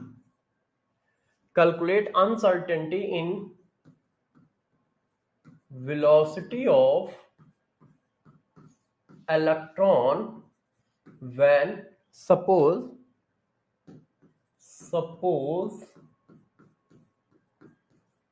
uncertainty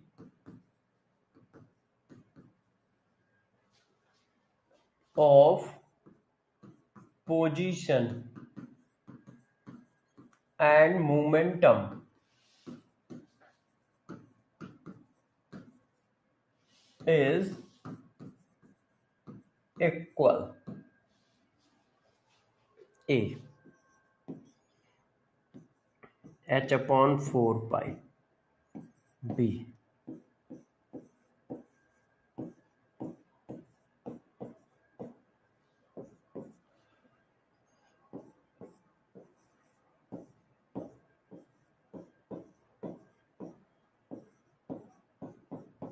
बताओ अनसर्टेनिटी इन वेलोसिटी कितनी होगी, अनसर्टेनिटी इन वेलोसिटी कितनी होगी यदि, क्या हुआ बच्चों, कोई दिक्कत है क्या? क्यों भाई, कोई दिक्कत है क्या? कुछ नहीं, अच्छा। तो देखो अनसर्टेनिटी इन वेलोसिटी कितनी होगी यदि मोमेंटम की अनसर्टेनिटी और पोजीशन की अनसर्टेनिटी आपस में बराबर हो।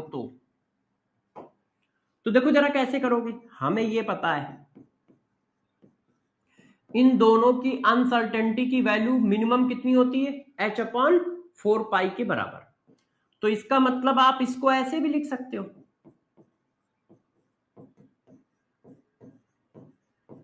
क्यों, ये दोनों आपस में बराबर है ना। तो हमने डेल्टा एक्स की जगह डेल्टा पी लिख दिया, क्यों, क्योंकि हमें पता है कि डेल्टा वी इसमें आता है।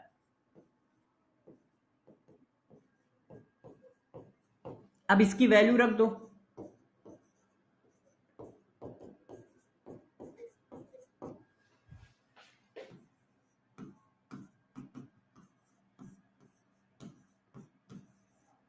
अंडर रूट ले लो,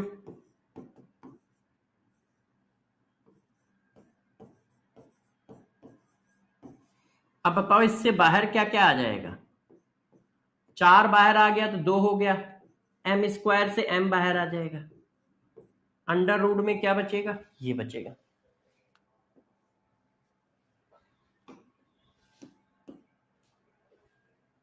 सही है, yes, very good, very good. अब आप जिद कर रहे हो तो एक क्वेश्चन और पूछ लेता हूं, जिद कर रहे हो तो एक क्वेश्चन और पूछ लेता हूं।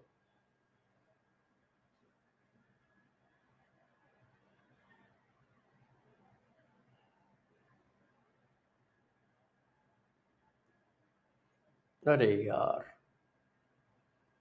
फिर से करना पड़ेगा।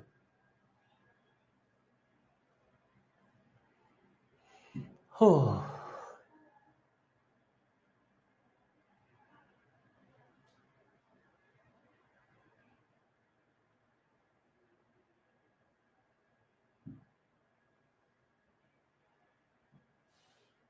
बताओ, आंसर बताओ। द, यहां द होगा है ना, the uncertainty in the velocity of two particle A and B are इतना। ए की अनसर्टेनिटी की वैल्यू दी है और बी के अनसर्टेनिटी की वैल्यू दी है। ए की अनसर्टेनिटी इतनी है, बी की अनसर्टेनिटी इतनी है, मीटर पर सेकंड, मीटर पर second respectively. The mass of B is 5 times of mass of A. Mass of B is 5 times of mass of A. What is the ratio of uncertainty in position? Position की uncertainty का ratio पूछ रहा है, position की uncertainty का ratio पूछ रहा है। तो ठीक है, देखो पोजीशन की अनसर्टेनिटी ए की, बी, ए की h/4 पाई m a, अब बी की क्या होगी, h/4 पाई m b, डिवाइड कर दो,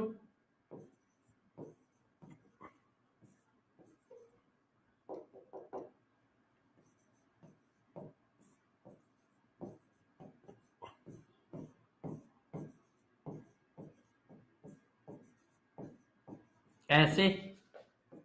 अब 1 2 का 4 होगा, ऐसे, बाकी तो कट ही जाएगा, सेम है। अब देखो इनकी वैल्यू दी है, इसकी वैल्यू निकालनी है।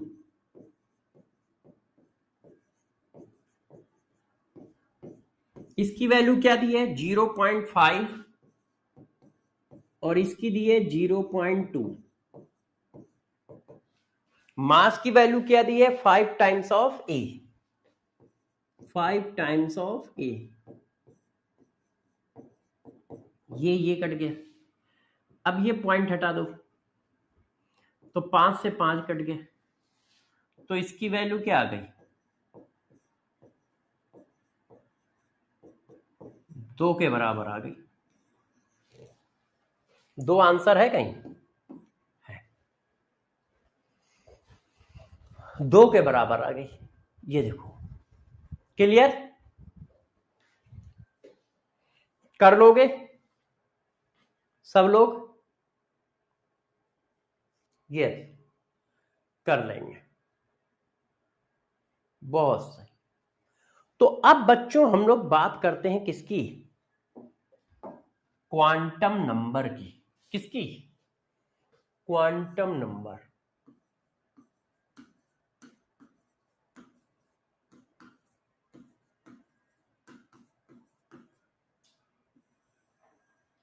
क्वांटम नंबर का मतलब, क्वांटम नंबर का मतलब क्या? अब हम बात करते हैं मॉडल की। कौन से मॉडल की? हाँ,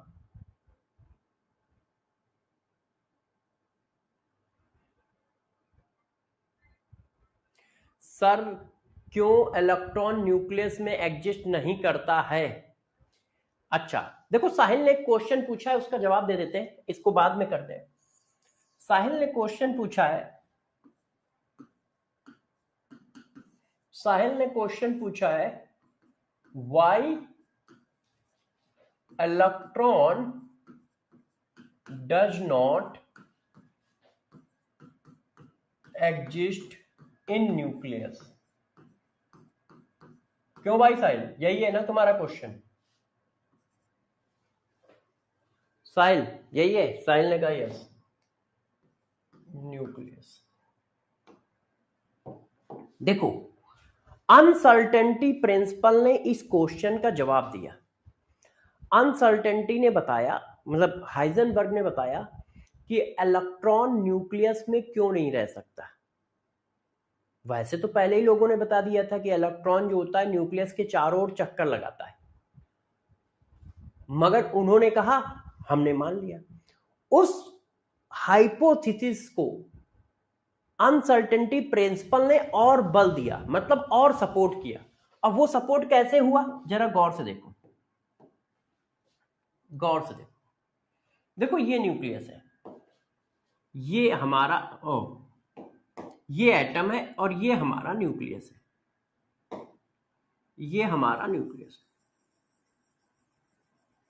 है, ऐसे।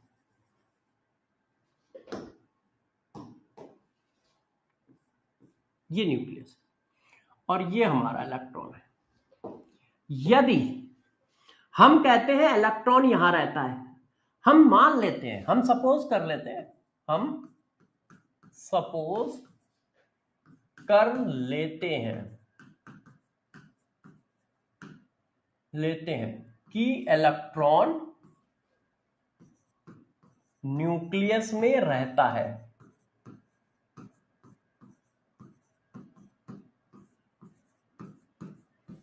हम ये एक बार मान लेते हैं कि इलेक्ट्रॉन न्यूक्लियस में रहता है।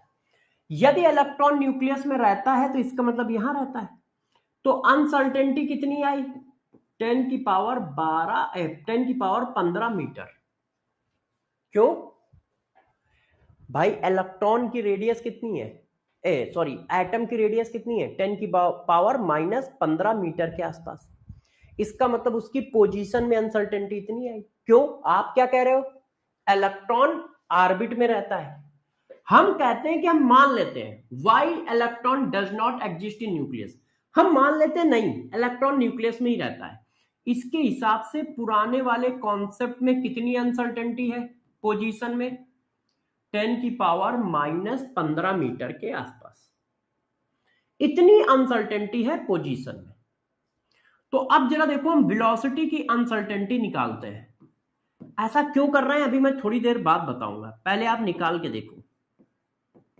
हमारा फार्मूला ये है, अब वैल्यू डालो। h की वैल्यू 6.26 इंटू 10 रेस्ट की पावर -34, ठीक है, जूल सेकेंड।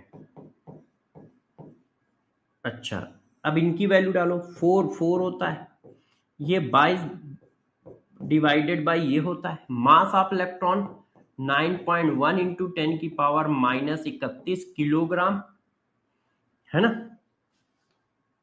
अच्छा, अब पोजीशन भी नीचे चला गया, तो पोजीशन की वैल्यू 10 की पावर -15 मीटर, ऐसे। अब इसको सॉल्व करो। तो जब आप इसको सॉल्व करते हो तो देखो क्या आता है, फिर मैं आपको बताऊंगा कि मैं क्या कह रहा हूं। देखो क्या आता है, सॉल्व करो बच्चों। 6.626 divided by 4 divided by 22 divided by 9.1 multiply by 7। अच्छा, तो ये वैल्यू आई 0.0579 इंटू 10 की पावर, ये -34 है, ये माइनस इधर गया, ये गया, ये दोनों जुड़ गए, तो ये हो गया जाके 46, 31 और 15 46 हो गया। इससे कम कर दो तो 12 आ गया, इससे कम करो जरा तो कितना बचेगा 12। इसको थोड़ा और अच्छा लिख लो, 12 मीटर पर सेकेंड। इसको थोड़ा और अच्छा लिखो तो ये आया 5.8 इंटू 10 की पावर, 2 जीरो मैंने बढ़ा दिए, 10 मीटर पर सेकेंड। ये वैल्यू आई। अब गौर से मेरी बात समझना,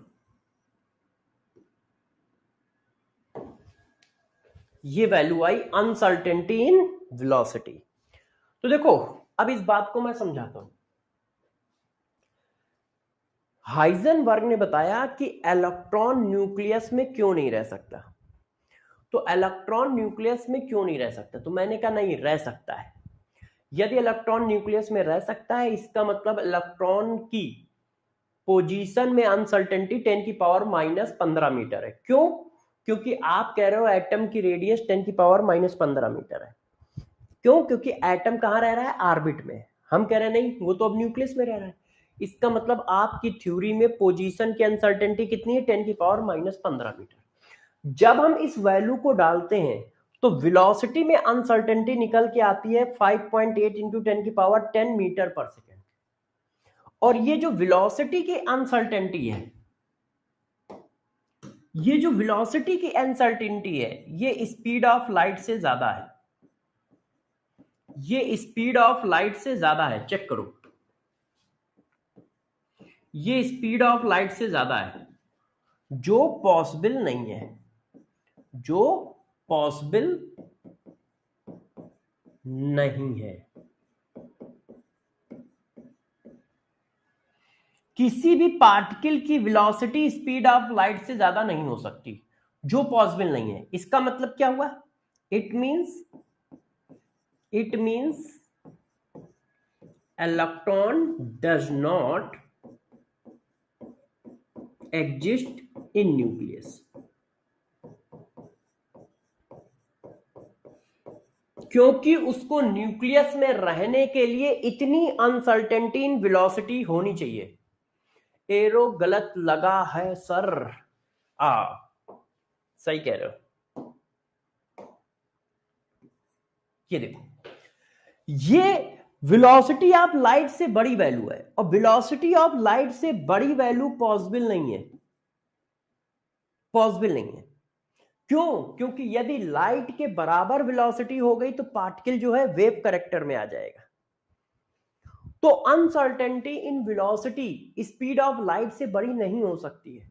इसका मतलब जो तुमने सपोज किया है वो गलत सपोज किया है, क्योंकि जो तुम सपोज कर रहे हो उसके हिसाब से जो वैल्यू आ रही है वो ऐसी वैल्यू आ रही है जो पॉसिबल नहीं है। इसका मतलब सपोज जो किया गया है वो गलत सपोज किया गया है। इसका मतलब इलेक्ट्रॉन न्यूक्लियस में नहीं रह सकता है, इसका मतलब इलेक्ट्रॉन न्यूक्लियस में नहीं रह सकता है। मगर इस टाइप के क्वेश्चन स्कूल में पूछे जाते हैं, इस टाइप के क्वेश्चन स्कूल में पूछे जाते हैं, ठीक है। बच्चा कह रहा है सर मीटर पर सेकंड यूनिट नहीं आई।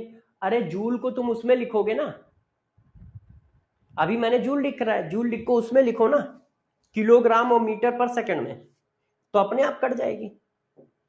तुम भी यार, अब तो क्वांटम नंबर, अब देखो सिर्फ हमारा क्वांटम नंबर रह गया है, बाकी सब खत्म हो गया है। क्वांटम नंबर को पढ़ाने में ये मान के चलो 3 घंटे हमें चाहिए, 2.5 से 3 घंटे। बस मतलब एक क्लास के आसपास का समय चाहिए, अप्रॉक्स 3 घंटे मैक्सिमम। मैक्सिमम क्वांटम नंबर अपना खत्म हो जाएगा।